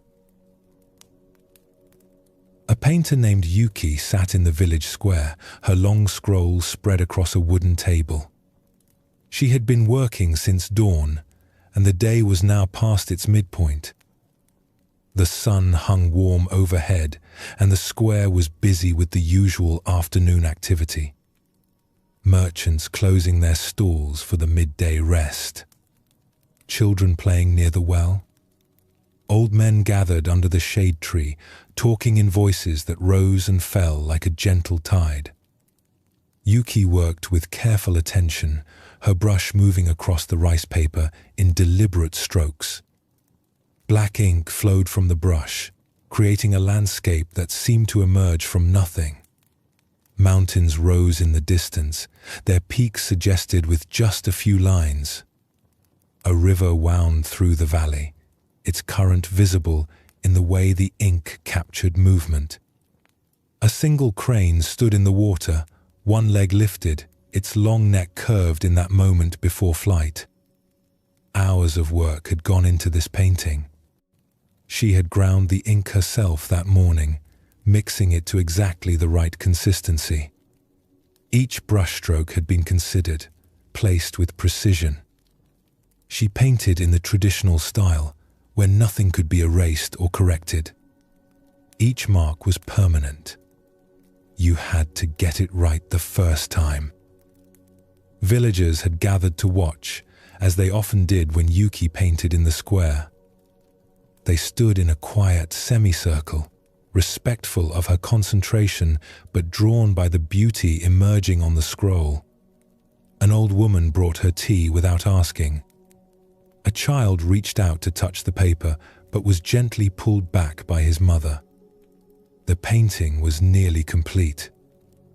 𝗕𝗂𝗂𝗍𝗶 was adding the final details, small touches that would bring the whole composition into balance. A few reeds near the crane's feet. The suggestion of mist where mountain met sky.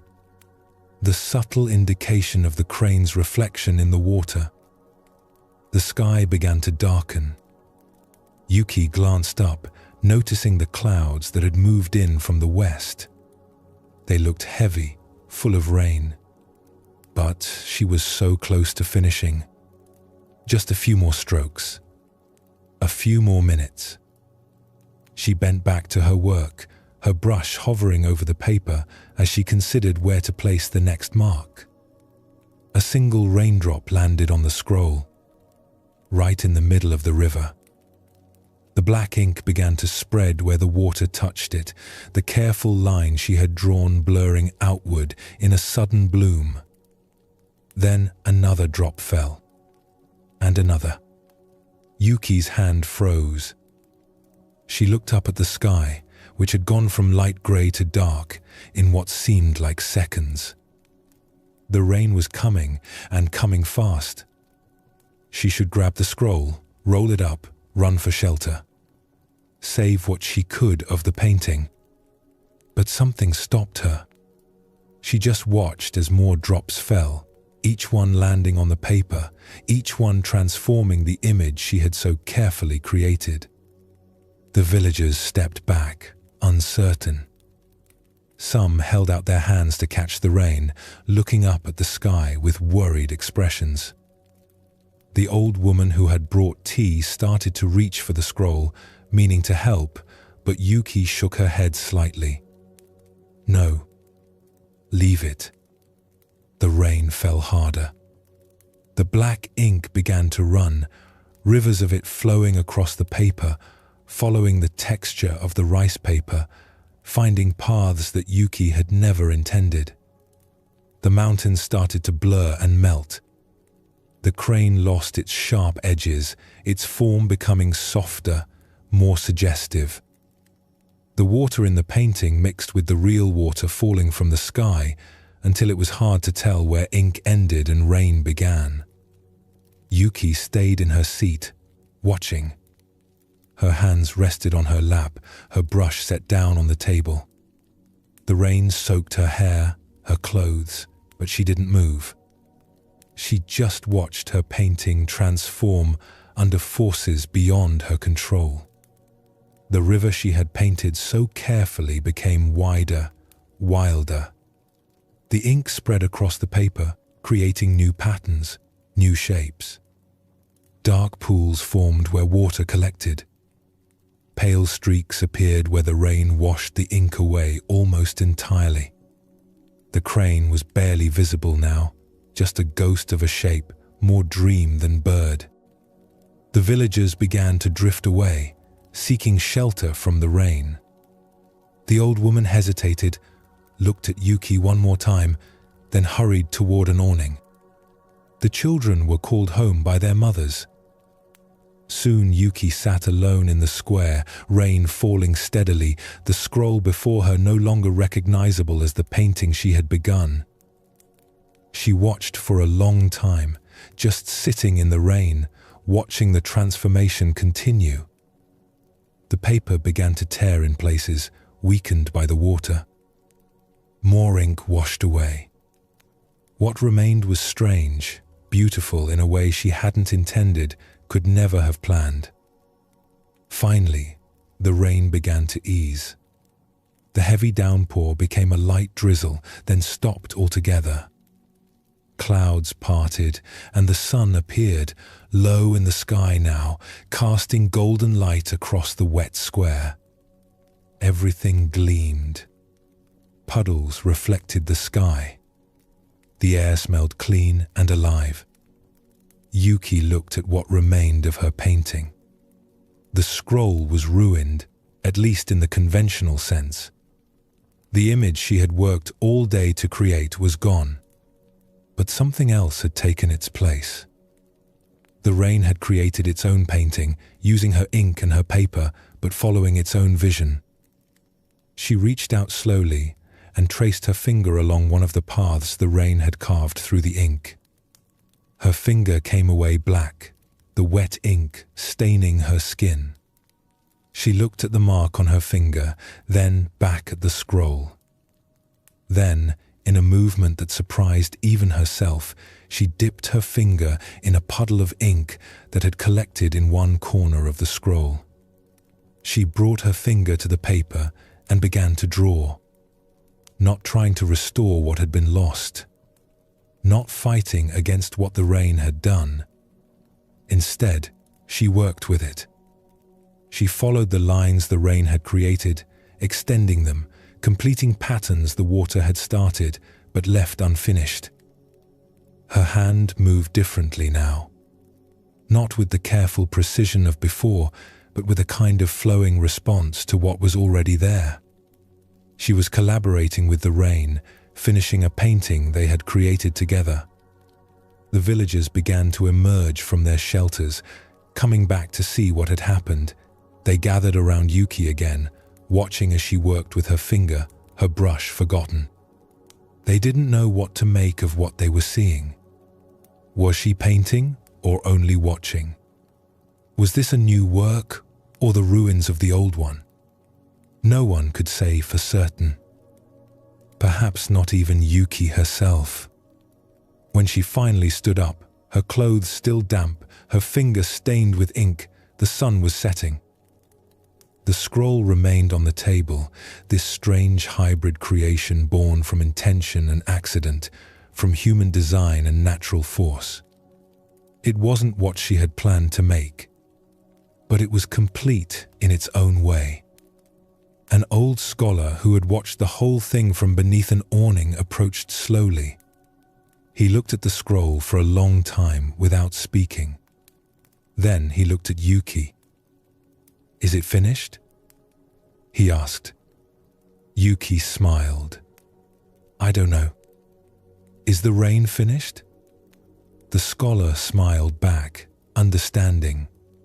He bowed to her and walked away, leaving 𝗕𝗂𝗂𝗍 alone with her transformed painting.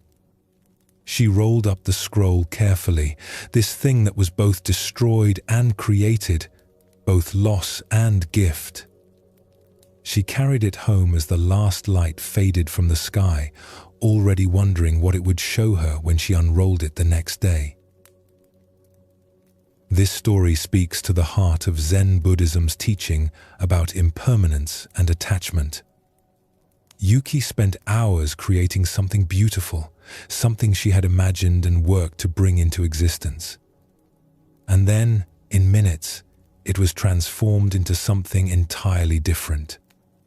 Her initial impulse must have been what any of us would feel. Protect the work. Save what can be saved. The painting represented hours of effort, skill, vision. To watch it destroyed would be heartbreaking for any artist. But notice what actually happened. Yuki didn't fight against the rain. She didn't grab the scroll and run. She watched. She allowed the transformation to occur. And in that allowing, something unexpected emerged. This is what Zen means when it talks about non-attachment. Not that we shouldn't care about things or put effort into creating beauty. Yuki clearly cared deeply about her work. She had spent hours on that painting. But she wasn't so attached to her vision that she couldn't allow it to change.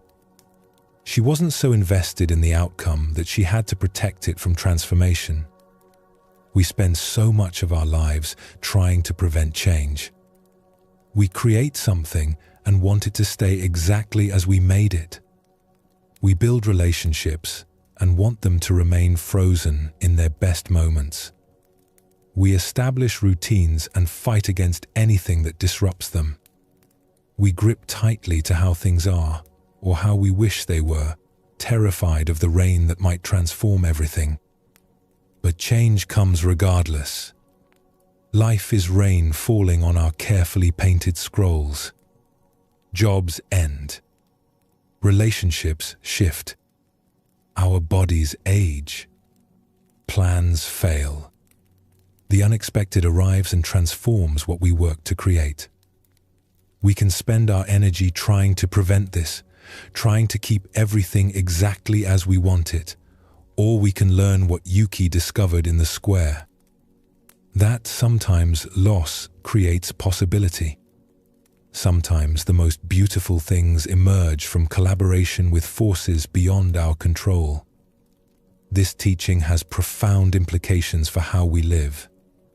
Most of our suffering comes from wanting things to stay the same when everything in the universe is constantly changing. We want the good moments to last forever. We want the difficult moments to end immediately. We want control over outcomes that are actually beyond our influence. Zen Buddhism suggests a different relationship with change. Not fighting it, not being destroyed by it, but learning to move with it. Learning to see what possibilities open when things don't go as planned. Learning to collaborate with the unexpected rather than being defeated by it. The painting under the rain becomes a metaphor for all of life. We all have our visions, our plans, our careful intentions, and life rains on them. Always. The question isn't whether change will come. It's how we meet it when it does. A potter named Hiroshi worked at his wheel in the quiet of early morning.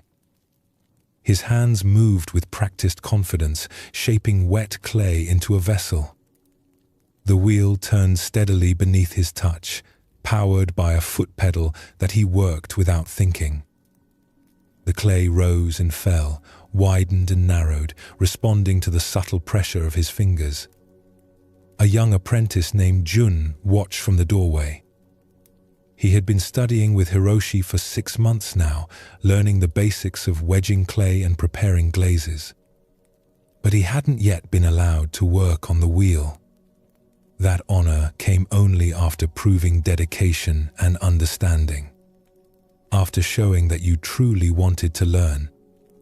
Jun's gaze was intense, reverent. He watched every movement of the master's hands, trying to memorize the technique. How Hiroshi's thumbs pressed into the center of the clay to create the opening.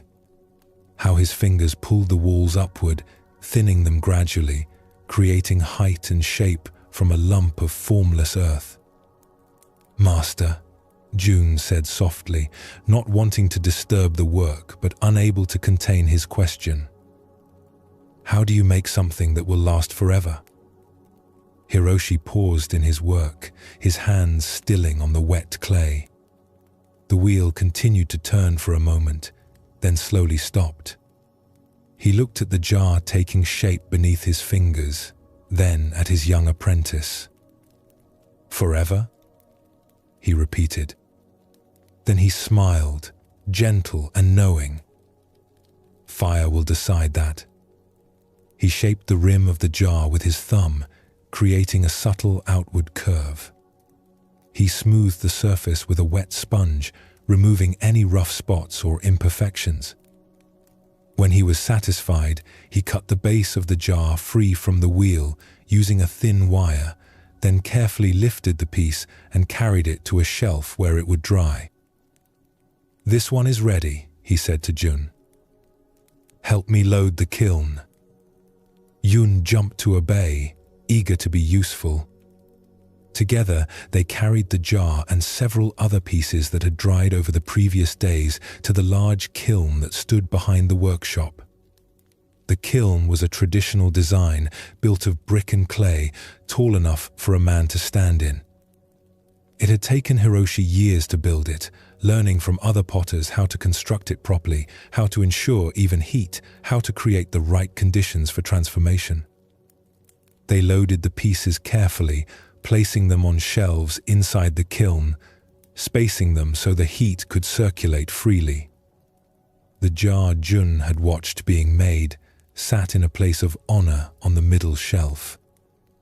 When everything was loaded, Hiroshi sealed the kiln's door with wet clay, leaving only the firebox opening at the bottom.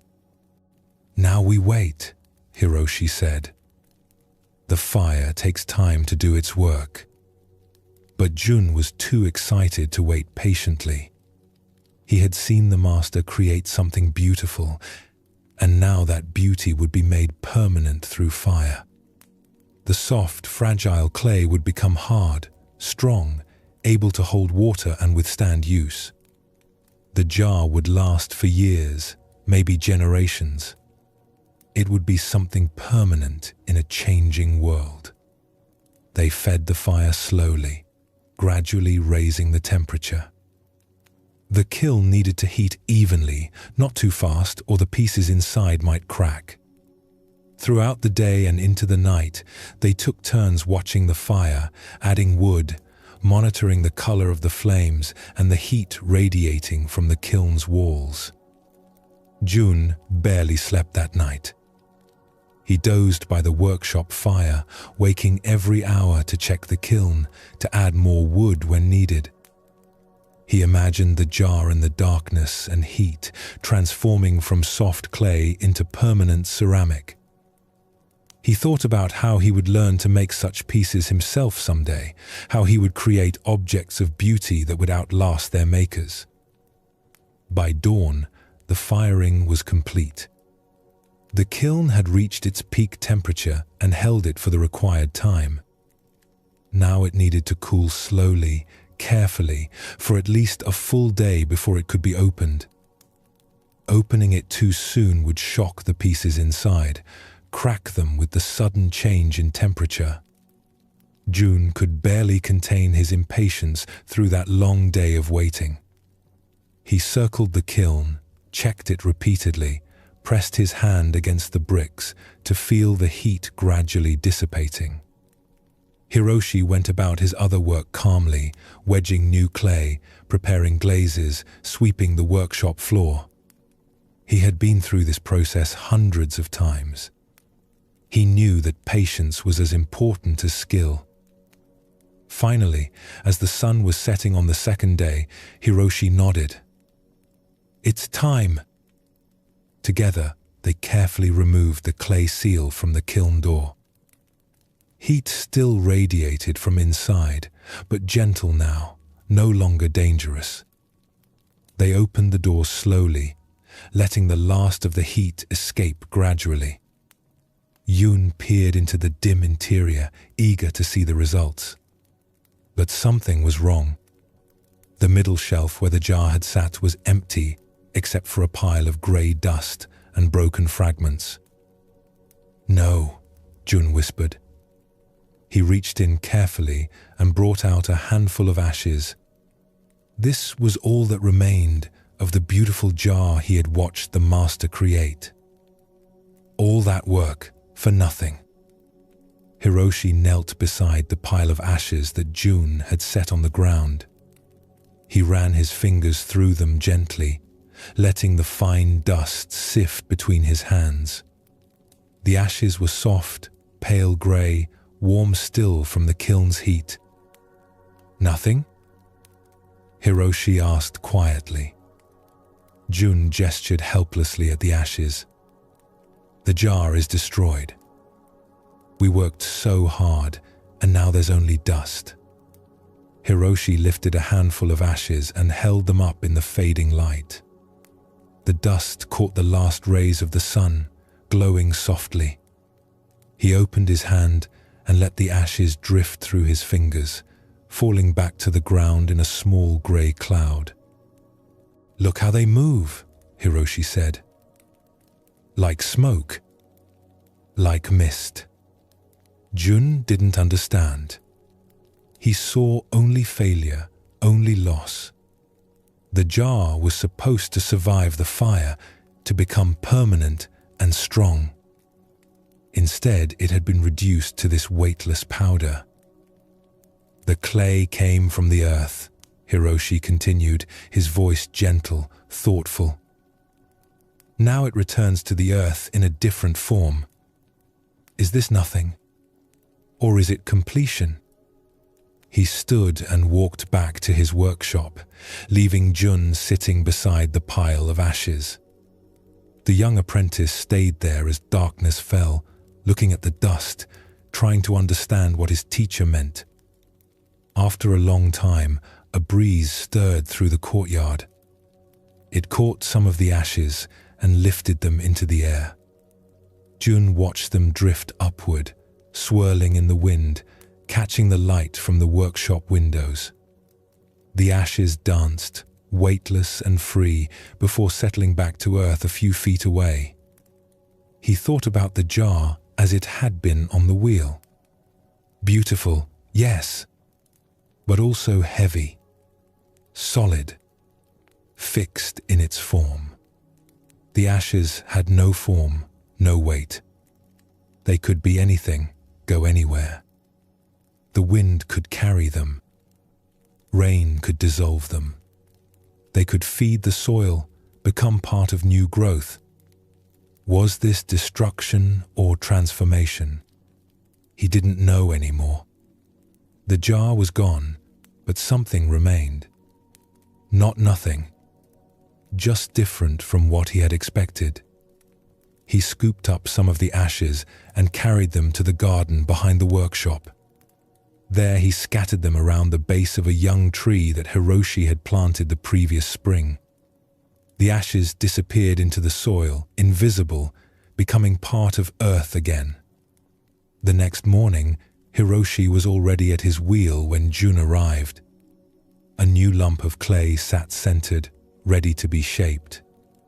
The master's hands moved over it with the same gentle confidence as always, beginning the process of transformation once more. Jun picked up a ball of clay from the wedging table and began working it with his hands, preparing it. The clay was cool and damp, alive in his palms. He knew now that whatever he made from it would be temporary. Even if it survived the fire, even if it lasted for years, eventually it would return to dust.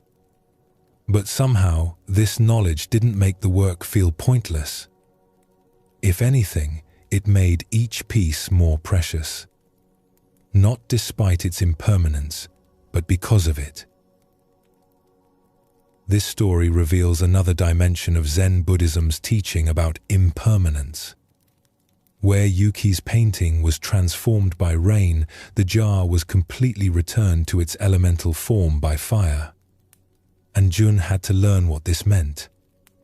His question about making something that lasts forever came from a deep human longing. We want to create things that will outlive us. We want permanence in a world where everything changes. We want to matter in a lasting way. Hiroshi's answer was perfect. Fire will decide. Not the potter. The master can have all the skill in the world, all the care and attention, but ultimately there are forces beyond his control that will determine what survives and what returns to earth. Jun saw this as failure because he was thinking in terms of the jar as an object, a thing that should exist permanently. But Hiroshi saw it differently. The jar was always just a temporary form that clay took. Before it was a jar, it was a lump of formless earth. After the fire, it returned to a different version of earth. The ashes weren't the death of the jar. They were the next phase of the clay's existence. This is what Zen means by impermanence as transformation rather than loss. Nothing is ever truly destroyed. Things only change form. The question isn't whether things will last forever, because nothing does. The question is whether we can appreciate them in their current form without needing them to be permanent. Jun thought the ashes were nothing because they couldn't hold water or serve the function a jar is meant to serve. But Hiroshi saw them as beautiful in their own right. Light enough to dance in the wind, capable of nourishing the soil, transformed but not destroyed. When Jun scattered the ashes around the tree, he participated in this understanding. The clay that was meant to become a jar would instead become part of the tree's growth. It would feed leaves, contribute to flowers, support fruit. Not the permanence he imagined, but perhaps something better. Continued existence through endless transformation. This teaching challenges how we think about success and failure, creation and destruction. We judge outcomes based on whether things turn out as we planned. The jar was supposed to survive the fire and become a permanent object. When that didn't happen, Jun saw only failure. But from a larger perspective, everything happened exactly as it should. The clay went through its process. The fire revealed the clay's nature. The ashes returned to earth and continued their existence in new forms. We do this constantly in our own lives. We have plans and expectations. When reality doesn't match them, we feel we've failed, that something has gone wrong. But perhaps things are simply transforming in ways we hadn't anticipated. Perhaps the ashes of our failed plans can nourish growth we never imagined. The most powerful moment in the story is Hiroshi returning to his wheel the next morning, beginning again. He didn't stop creating because one piece became ashes. He understood that creation and dissolution are partners, not opponents. You can't have one without the other. Every jar will eventually return to earth. Does that make making jars pointless? Or does it make each jar more precious because it's temporary? For those of us trying to rest at night, this teaching offers profound freedom.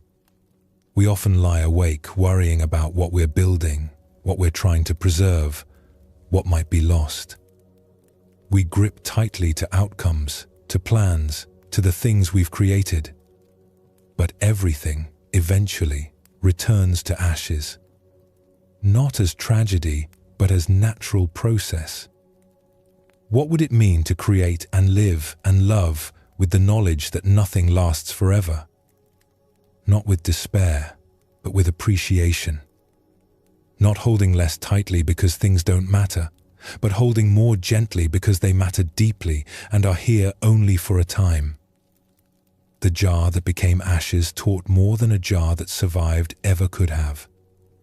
Jun learned that beauty isn't diminished by being temporary. That transformation isn't the same as destruction. That ashes too have their place and purpose. That every ending is also a beginning of something else. The wheel keeps turning. The clay keeps transforming. The fire keeps burning. And in this endless cycle of creation and dissolution, there's a peace that comes from accepting rather than fighting, from appreciating each form while it lasts, then letting it go when it's time. from understanding that nothing is ever truly lost, only changed. A young monk named 𝗕𝗂𝗃𝗂𝗃 arrived at a secluded monastery high in the mountains. The journey had taken him 3 days of walking steep paths, his legs aching by the time he finally saw the monastery gates. He had heard of this place from other monks, whispered about as somewhere special, though no one could quite explain why.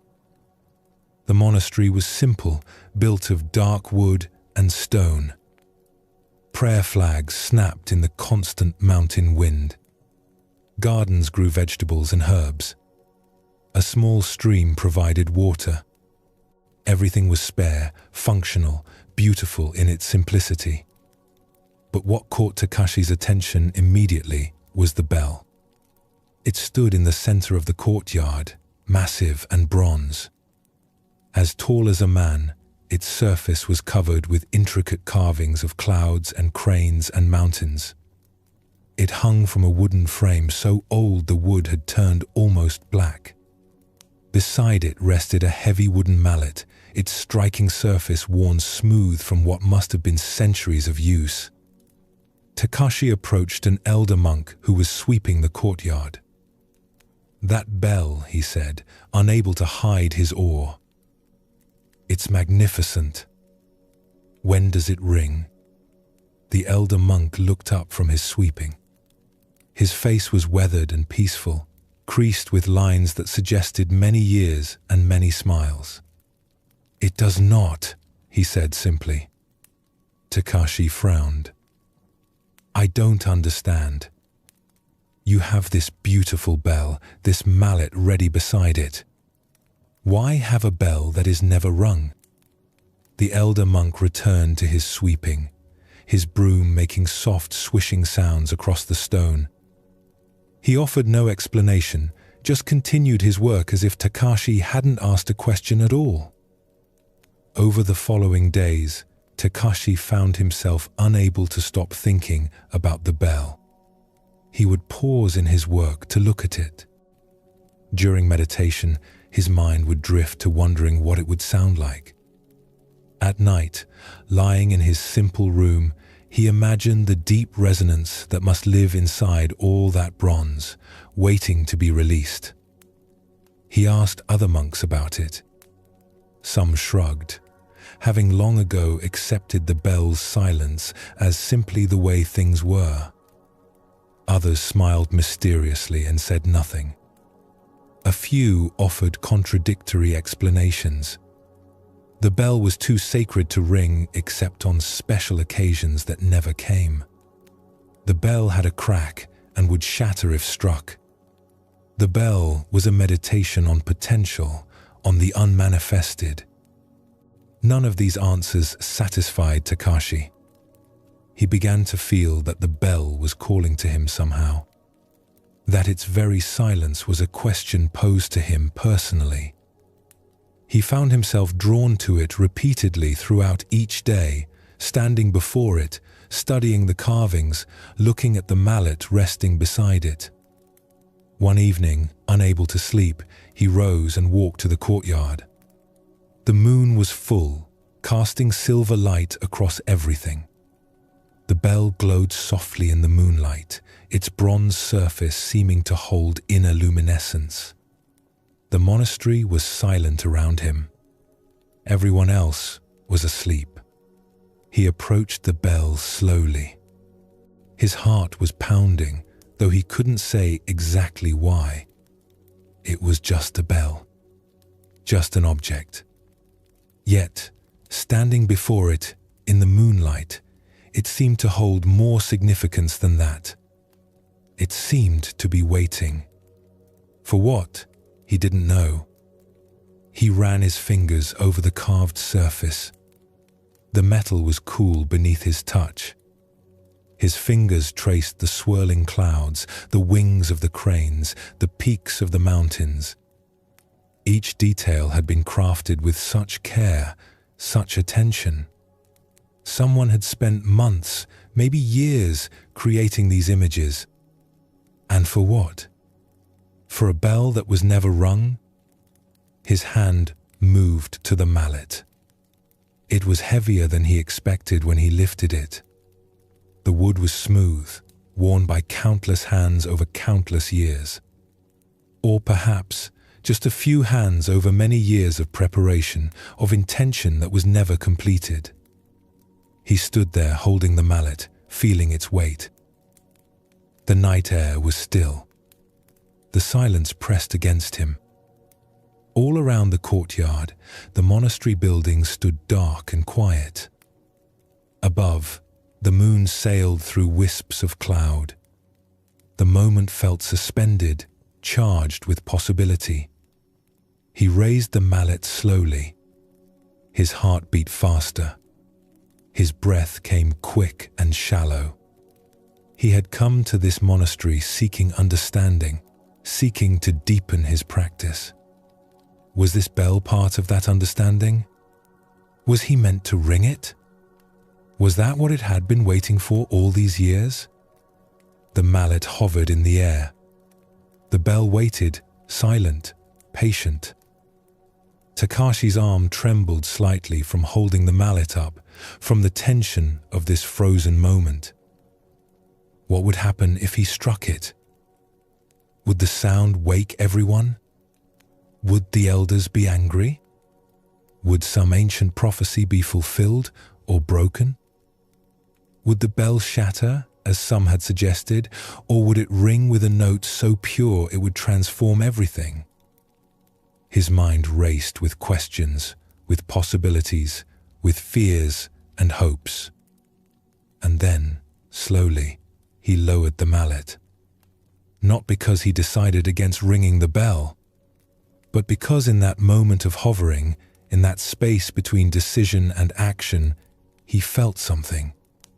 A quality of attention that was complete without needing to do anything. A fullness in the potential that would somehow be diminished by actualization. He set the mallet down carefully, exactly where it had been. He stood for a moment longer, looking at the bell in the moonlight. Then he turned and walked back to his room, leaving the bell as he had found it. Silent. Waiting.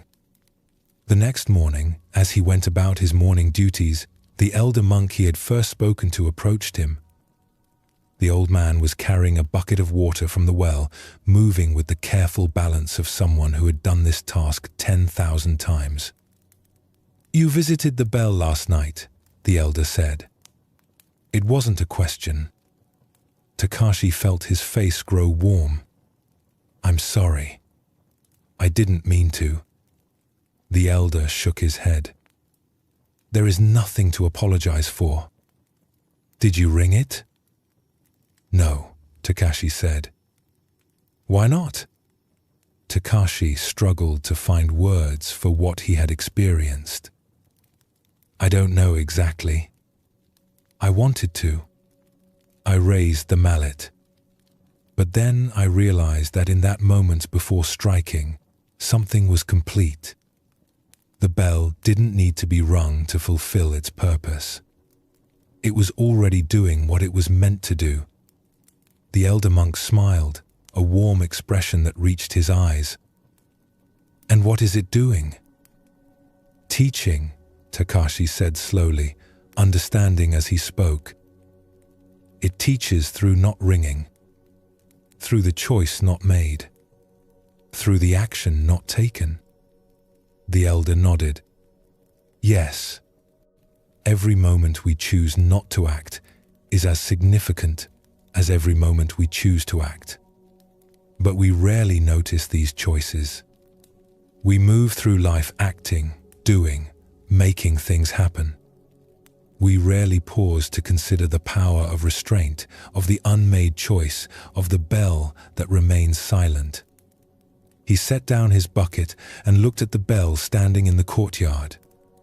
"Some of the novices who come here are frustrated by the bell. They think it's a test, that they're supposed to ring it to prove something. Others ignore it completely after a while, accepting its silence without questioning. But occasionally, someone understands what you understood last night. that the bell's teaching is in the space between striking and not striking, in the moment of choice itself. But won't it always be that way? 𝗕𝗂𝗃𝗂𝗃 asked. Won't the bell always be unrung, always just potential? Perhaps, the elder said. Or perhaps one day someone will ring it and that will be the right moment. Who can say? The point isn't whether the bell rings or doesn't ring. The point is learning to live in the uncertainty, to appreciate the power of both action and inaction, to see that what we choose not to do shapes our lives as much as what we choose to do. In the following weeks, 𝗕𝗂𝗃's relationship with the bell changed. He no longer felt compelled to ring it.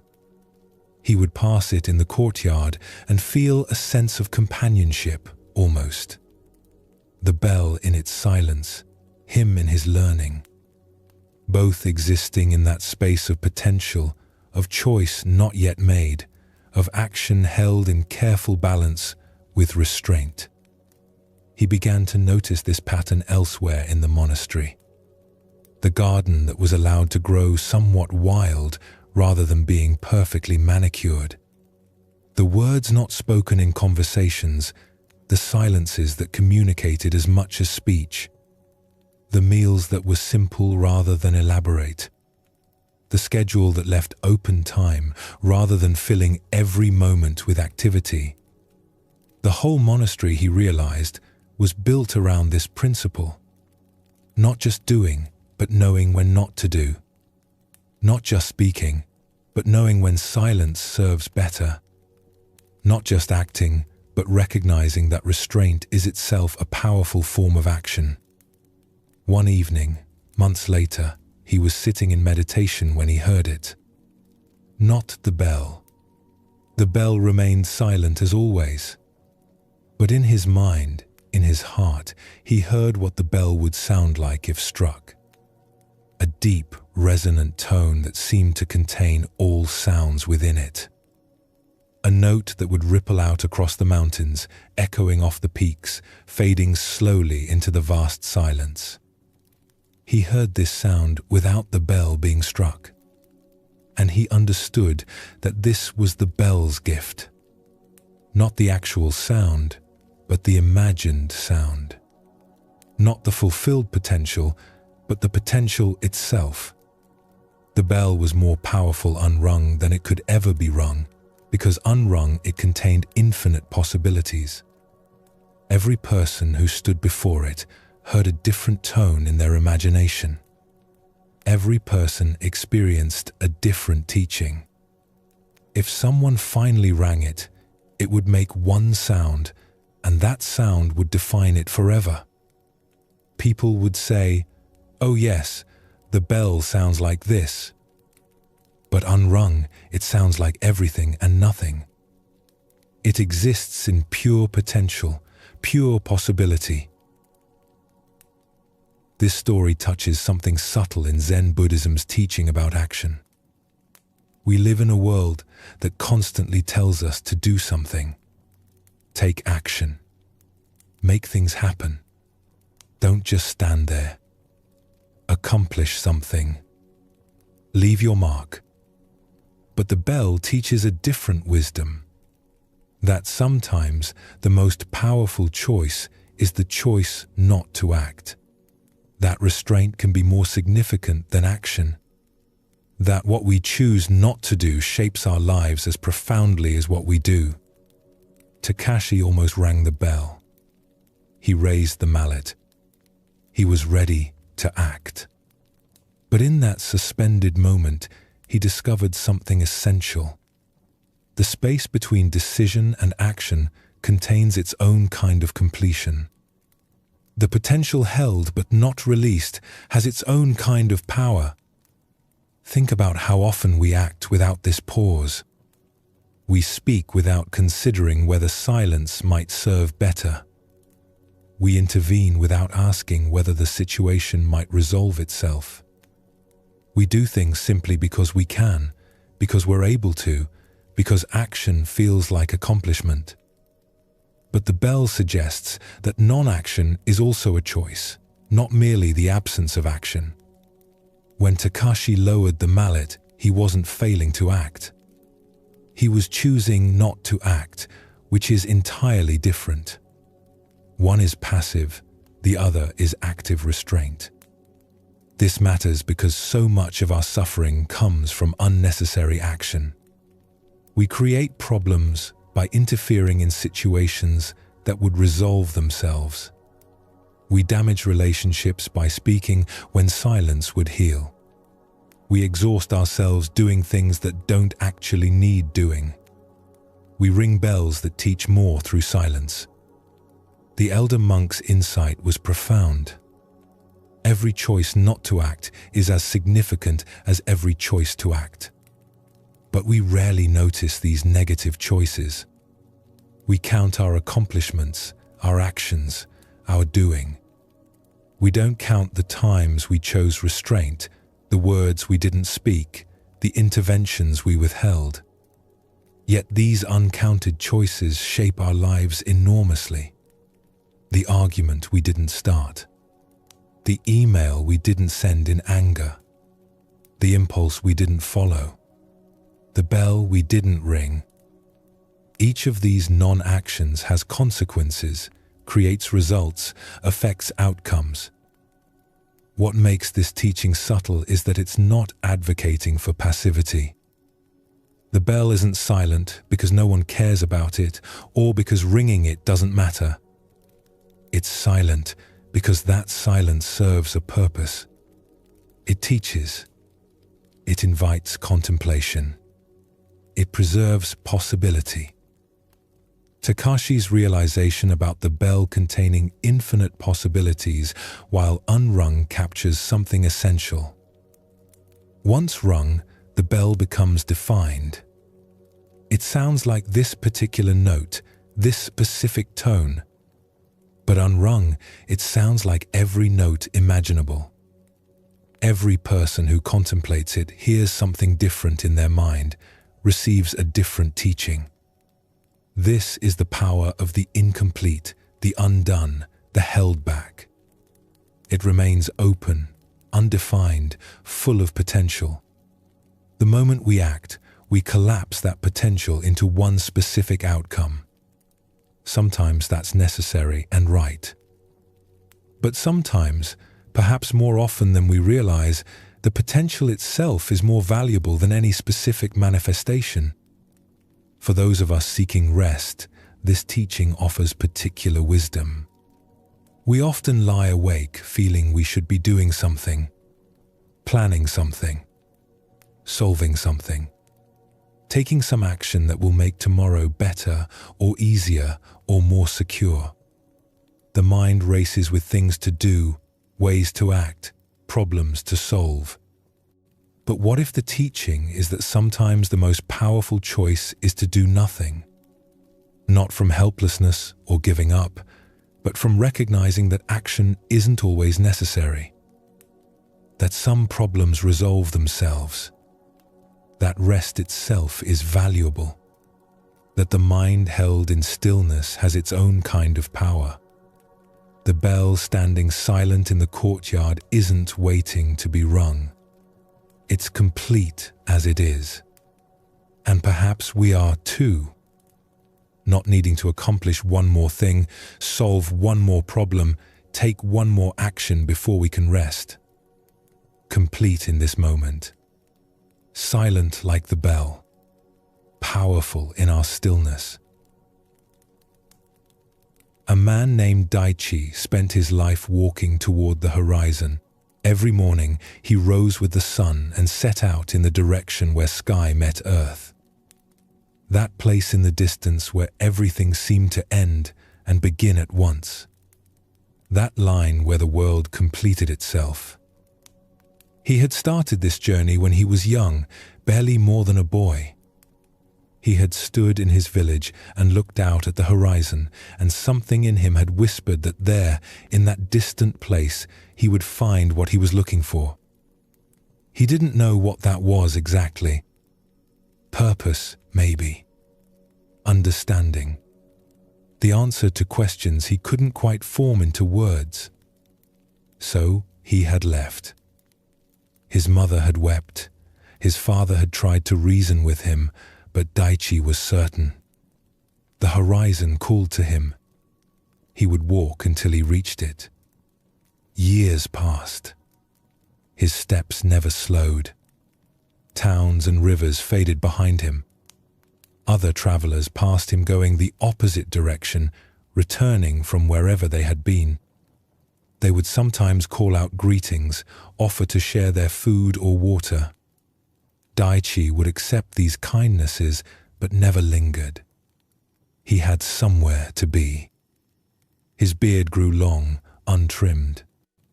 His clothes wore out, and he replaced them with new ones from villages he passed through.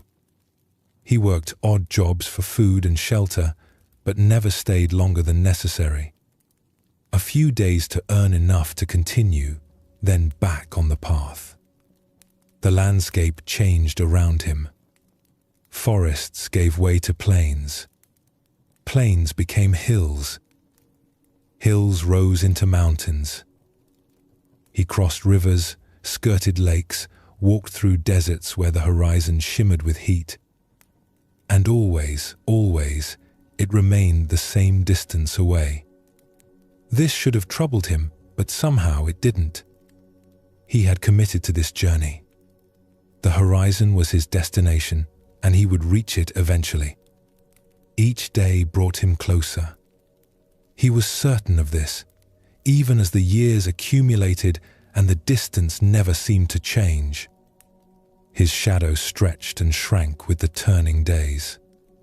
In morning it pointed behind him, marking where he'd been. At noon it disappeared beneath his feet. In evening it stretched ahead, long and thin, as if trying to reach the horizon before he did. One evening, as the sun dipped low and turned the sky orange and purple and red, he looked up and felt his heart catch. The horizon was close. Closer than it had ever been. He could almost touch it. The place where sky met earth was right there, just ahead. His breath quickened. His legs, tired from decades of walking, found new strength. This was it. The end of his journey. The arrival he had worked his entire life toward. He took a final step forward, his foot coming down on earth that felt no different from any other earth he had walked across. The sky remained above him. The ground remained beneath his feet. And the horizon, that line where everything was supposed to complete, had moved. It was ahead of him still. The same distance it had always been. 𝗙𝗂𝗍𝗍 stood perfectly still. For the first time in longer than he could remember, he wasn't moving forward.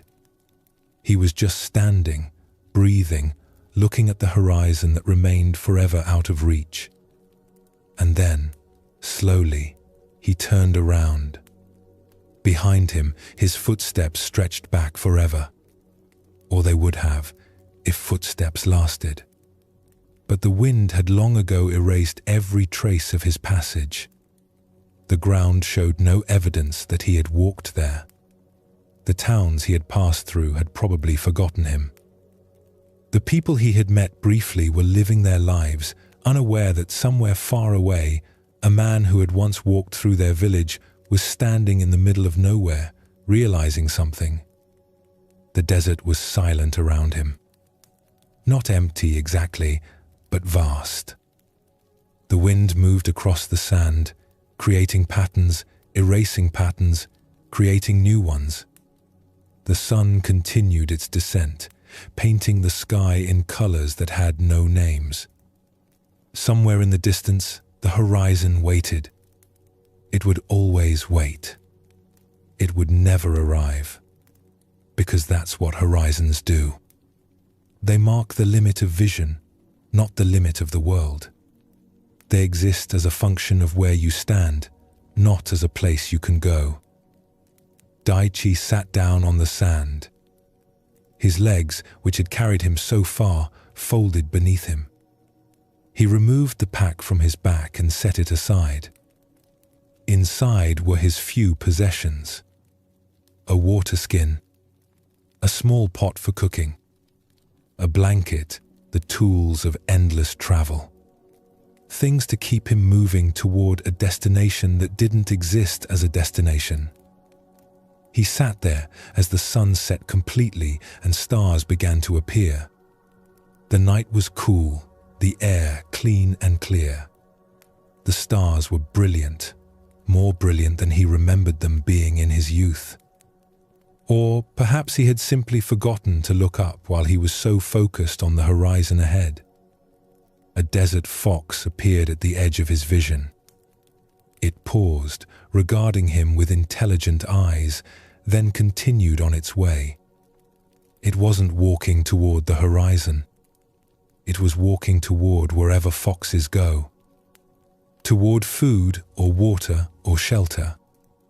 Toward real things in real places. As dawn approached, 𝗕𝗪𝗀 still Saturday. His mind was quiet in a way it hadn't been for decades.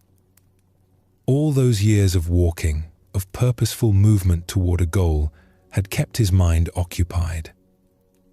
Now, with the goal revealed as impossible, as never having existed in the way he thought, his mind had nothing to do but be still. The sun rose behind him. He felt its warmth on his back. The horizon in front of him glowed with new light. And it was still there, still the same distance away, still promising completion if only he could reach it. But he didn't stand up. He didn't continue walking. Instead, he turned his body to face the rising Sunday.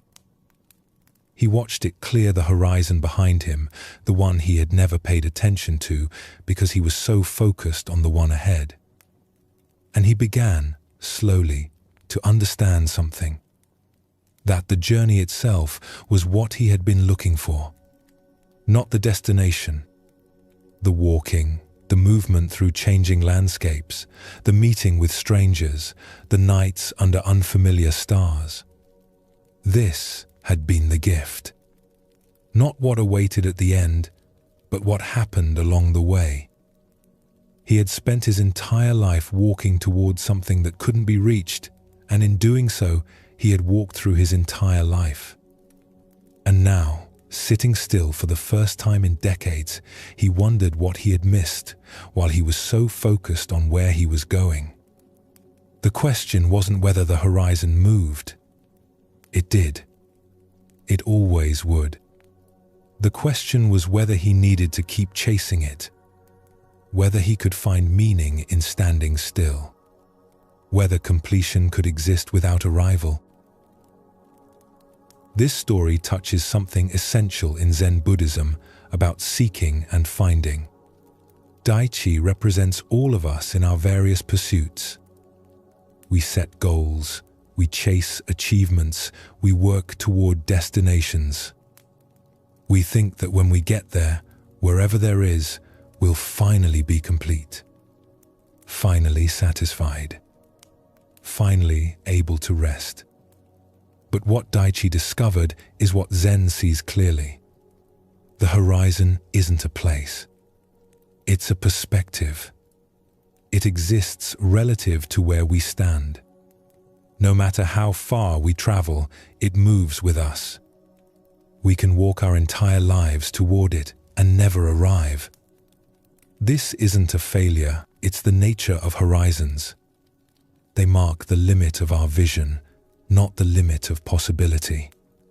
They show us how far we can see from where we are, not where the world ends. We do this with everything. We chase happiness as if it's a destination we'll reach. We pursue enlightenment as if it's a state we'll finally attain and maintain forever. We work towards security, success, achievement, thinking that when we get there, the seeking can stop. We can rest. But the horizon keeps moving. We reach one goal and immediately see another. We achieve one level of success and start thinking about the next. We find one answer and it reveals 10 new questions. There's always more horizon ahead. 𝗙𝗲𝗃 spent his entire life walking. Think about that. Decades of purposeful movement. His whole adult life devoted to a single pursuit. This takes dedication, commitment, focus. These aren't bad qualities, but they were directed towards something that couldn't be reached in the way he imagined. What's heartbreaking about the story is realizing everything he missed while walking. The towns were just places to pass through. The people were just brief encounters. The landscapes were just things to cross. He was always on his way to somewhere else, so he was never really present to where he was. This is what Zen calls the trap of seeking. We become so focused on getting somewhere that we miss being anywhere. We're so concentrated on the future completion that we're not present for the current moment. We walk through our entire lives on the way to somewhere else. When 𝗙𝗃𝗃 finally stopped, when he sat down in the desert and let go of his impossible goal, something shifted. The quietness that came wasn't the quietness of giving up. It was the quietness of finally arriving, not at the horizon, but at now. At here. At the present moment that he had been walking past for decades. The desert fox offered a subtle teaching. It wasn't walking toward the horizon. It was walking towards something real. Food, water, shelter. Things that actually exist in actual places. Its life had purpose without needing an impossible destination. It moved through the world, responding to what was actually there, not to some symbolic line that could never be crossed. The question the story poses is direct. What are we chasing that's like the horizon? What impossible standard are we walking toward, thinking that when we get there, everything will finally be right?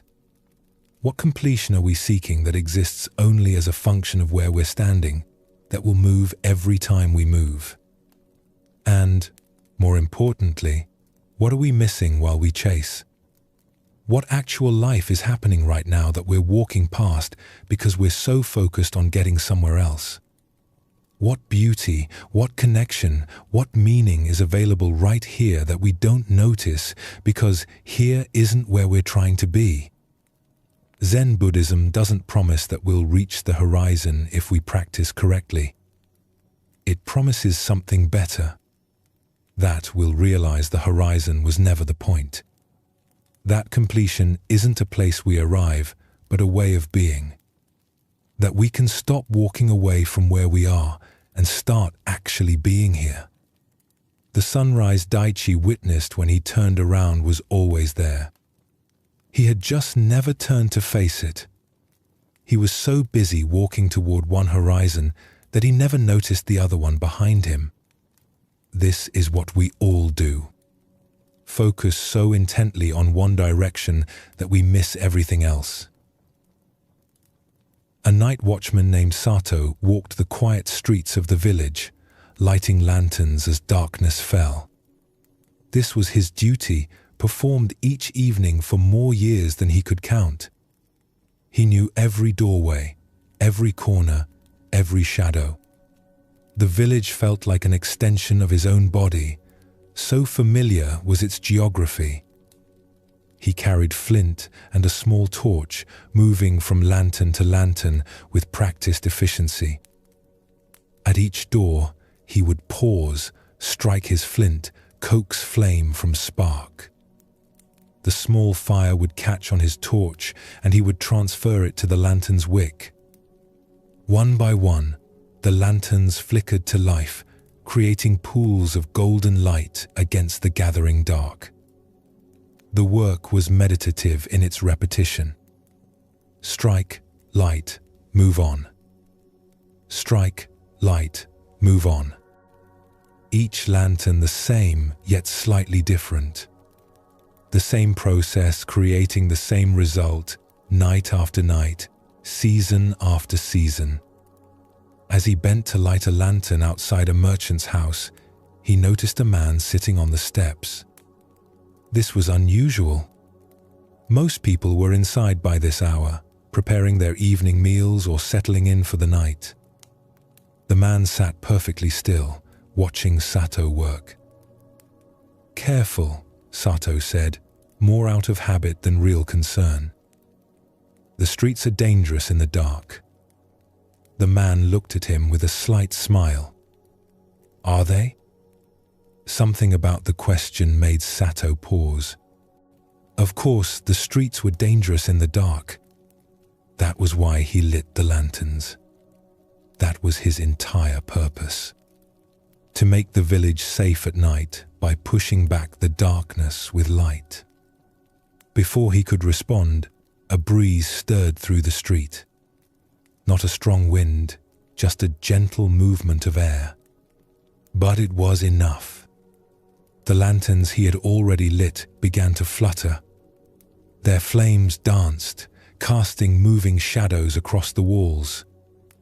And in that moment, in the shifting light and shadow, Sato saw something he had never noticed before. The street was glowing. Pale silver light illuminated everything.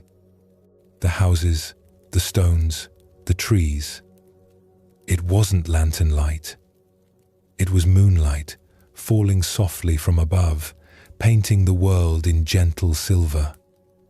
He had been so focused on lighting his lanterns that he had never really looked at the night itself, had never noticed that darkness wasn't actually dark, that the moon provided its own light, different from but no less real than the lantern's glow. Then, in a single breath, the wind swept through the village with more force. It moved from house to house, street to street, and extinguished every lantern Sato had lit. One after another, the flames went out. The golden pools of light disappeared. Sato stood perfectly still, his flint in one hand, his torch in the other. Darkness pooled around him. Or what he had always thought of as darkness.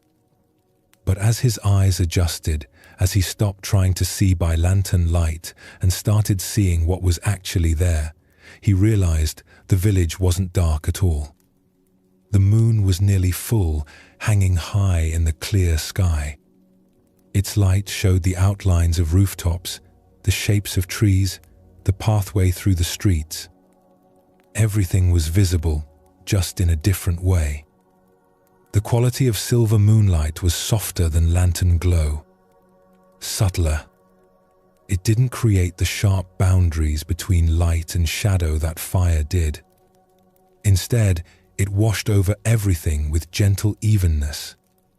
Nothing was hidden in complete darkness, but nothing was harshly illuminated either. He turned back toward the house where the man had been sitting. But the steps were empty. The man was gone. Or had he been there at all? Sato couldn't be certain now. The moonlight played tricks, suggested presences that might be real or might be shadows. The night stretched on. The wind carried nothing but silence. The village slept, its people safe in their homes, unaware that the lanterns had gone out. Unaware that the watchman stood in the street, holding unlit flint, learning something about the nature of light and darkness. Sato walked slowly through the village, not lighting lanterns now, just walking. Seeing his familiar streets transformed by moonlight. The merchant's shop looked different. The temple looked different. His own shadow moved beside him, less sharp than his shadow in lantern light, but still there, still visible. He passed the well at the center of the village. In lantern light, it was just a well. A practical thing, a source of water. But in moonlight, it became something else. The stone rim glowed silver. The darkness within it held mystery, The rope that hung down into it seemed to descend into another world. A cat crossed the street ahead of him. In lantern light, he would have seen it clearly. Brown and white, the markings distinct. In moonlight, it was all silver and shadow, a suggestion of Katniss moving with perfect confidence through the transformed landscape. Sato reached the edge of the village where his small house stood. He stopped at his door, but didn't go inside immediately. He stood looking back at the village he had walked through for so many years, seeing it new. The lanterns still hung outside each door, dark now, empty. The moon still hung above, full and bright. And he realized he had a choice. He could relight the lanterns. That was his duty after all. The villagers expected their streets lit at night. They depended on him to push back the darkness, to make their world safe and visible. They paid him for this service. But he had seen what he had seen. The village didn't need his lanterns. Not really. The moon provided light enough. Different light, softer light, but light nonetheless. And perhaps there was value in this softer illumination. Perhaps there were things that could be seen in moonlight that harsh lantern light would obscure. He stood at his doorway, flint in hand, decision hovering before him. Relight the lanterns and return everything to how it had always been. Or leave them dark and see what the village looked like when lit only by what was already there. The night was cool. A dog barked somewhere in the distance. The stars were visible, brilliant pinpoints in the vast darkness that wasn't really dark. Sato lowered his flint. He didn't put it away, just lowered it to his side. He would carry it with him still as he walked. But tonight, maybe just tonight, he would walk by moonlight. He would let the village see itself differently. He would let the people wake to find their lanterns unlit and wonder what that meant. Perhaps they would be frightened. Perhaps they would demand he light them immediately. Perhaps he would lose his position as watchman for this failure to fulfill his duty. Or perhaps they would step outside and see what he had seen. The silvery world, the soft shadows, the way moonlight transformed everything familiar into something new. Perhaps they would understand that they had been living under one kind of light, never knowing there were other ways of seeing. He walked on through the village, his flint quiet, his torch extinguished. The moon moved slowly across the sky, marking time in its ancient way. The lanterns hung empty. And Sato, for the first time in all his years of service, was watchman to a different kind of light. Not the light he created, but the light that was already there, had always been there, waiting to be noticed. This story reveals another layer of Zen teaching about perception and reality. Sato believed he was bringing light to darkness. He believed his work was essential, that without his lanterns the village would be lost in dangerous shadow. And, in a sense, he was right. The lanterns did provide light. But what he hadn't understood was that his lanterns were one kind of light, not the only kind. When they went out, he discovered that darkness contained its own illumination. Different, softer, but present. He had been so focused on the light he created that he'd never noticed the light that existed independently of his efforts. This is what Zen means when it talks about seeing truly. We think we see reality, but actually we see reality as lit by our own assumptions, our own expectations, our own habits. We create the light we see by, then mistake that created light for the only light available. Sato's lanterns weren't wrong. Lantern light serves a purpose. It's bright, clear, practical. But it's also selective. It creates sharp boundaries between light and shadow. It shows some things very clearly while leaving others in complete darkness. It's one way of illuminating the world, not the way. Moonlight offers a different truth. It's gentler, more even. It doesn't create harsh boundaries. It shows everything in softer tones, with less certainty but perhaps more mystery. Things that would be hidden in shadow by lantern light become visible in moonlight's gentler illumination. What makes this teaching subtle is that Sato's entire identity was built around lighting lanterns. This was his purpose, his duty, his contribution. To discover that the lanterns weren't strictly necessary threatened who he understood himself to be. If the moon provides adequate light, what's a night watchman for? But notice, the story doesn't suggest he abandoned his lanterns permanently. He lowers his flint, but he doesn't throw it away. He's making space to see differently, not eliminating all other options. This is the flexibility Zen encourages. Not rigid attachment to one way of seeing, but willingness to experiment with different perspectives. The stranger on the steps who disappeared plays the role that teachers often play in Zen stories. Appearing just long enough to ask the right question, then vanishing. Are the streets dangerous in the dark? This simple question invited Sato to examine his assumption. He had always believed they were. But were they? Or had he just never looked? When the lanterns went out and he was forced to see by moonlight, he discovered the streets weren't what he thought. They were visible, navigable, even beautiful.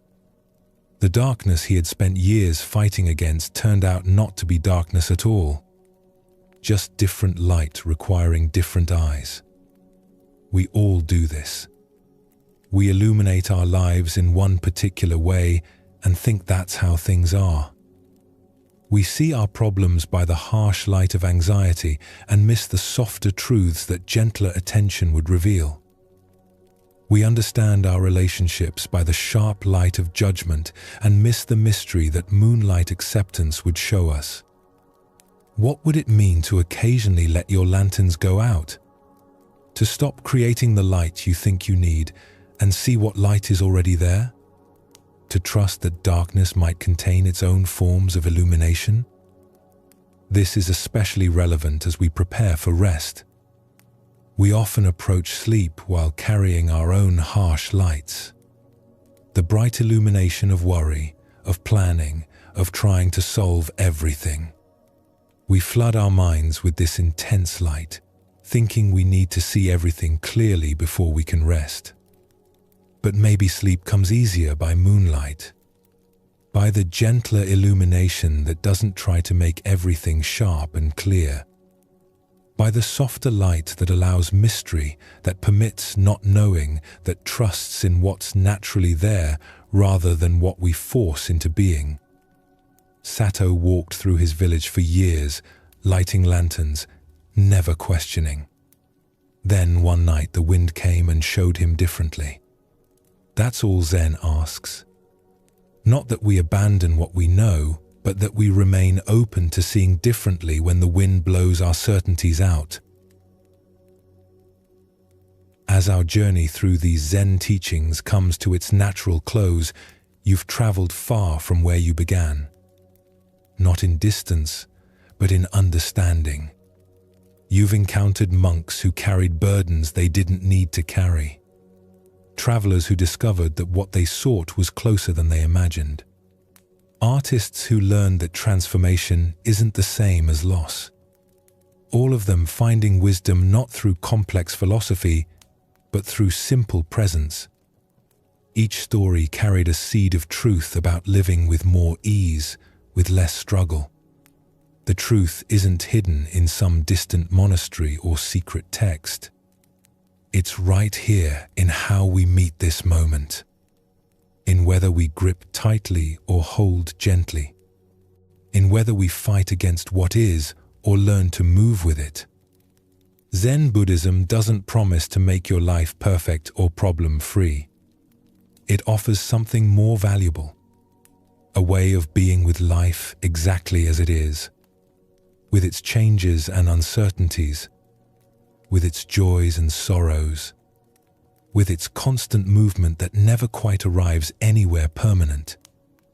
The peace these teachings point toward isn't fragile. It doesn't depend on everything going right or staying the same. It's the peace that comes from recognizing you're already part of something larger than your individual concerns, already held by forces you don't have to manage, already complete even in your incompleteness. Tonight, as you finally release into rest, you can trust these ancient understandings, that the trying itself is often what prevents arrival, that the control you grip so tightly is less necessary than you believe.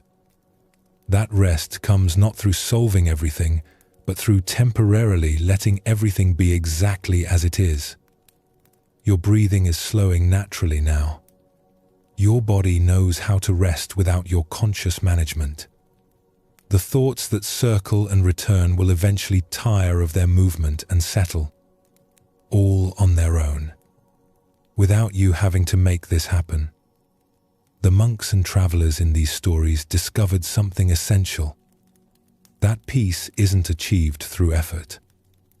It's revealed when effort stops interfering, like the soup that stirred itself, like the bridge that held by bending, like the bell that taught through silence. You don't need to carry tomorrow's concerns into tonight's rest. The merchant learned this by the roadside. The burden can be set down. It will still be there if you need to pick it up again. But for now, for these hours of darkness, you can travel light. The horizon will always be ahead, no matter how far you walk. The man in the desert learned this. So perhaps the invitation is to stop walking towards some future moment when everything will finally be right. To discover that rightness is available now in the simple fact of being alive and aware. Let your body settle completely into the support beneath you. Feel how you don't have to hold yourself up. Something is already holding you. Let your mind release its grip on the day's events and tomorrow's plans. They can wait. You can't solve everything tonight anyway. The lanterns have gone out. The moonlight is enough. You can see by different light now. The gentler illumination of trust, of letting go, of allowing rest to arrive in its own way.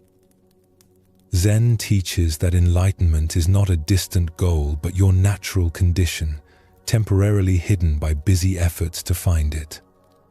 In sleep, all seeking ceases, all effort stops, and what remains is the fundamental peace that was here all along, beneath the noise, beneath the trying, beneath the endless reaching for what you already are. May your rest tonight be deep and restorative. May you wake with the clarity that comes from having truly let go. May you carry some small seed of these teachings into your days, remembering that peace is not something you achieve. It's something you recognize was always here. The stream keeps flowing. The bell remains silent. The moon keeps rising. And you, part of all this, can finally rest. Tonight, as you finally release into sleep, you can trust that you are returning to your most natural state.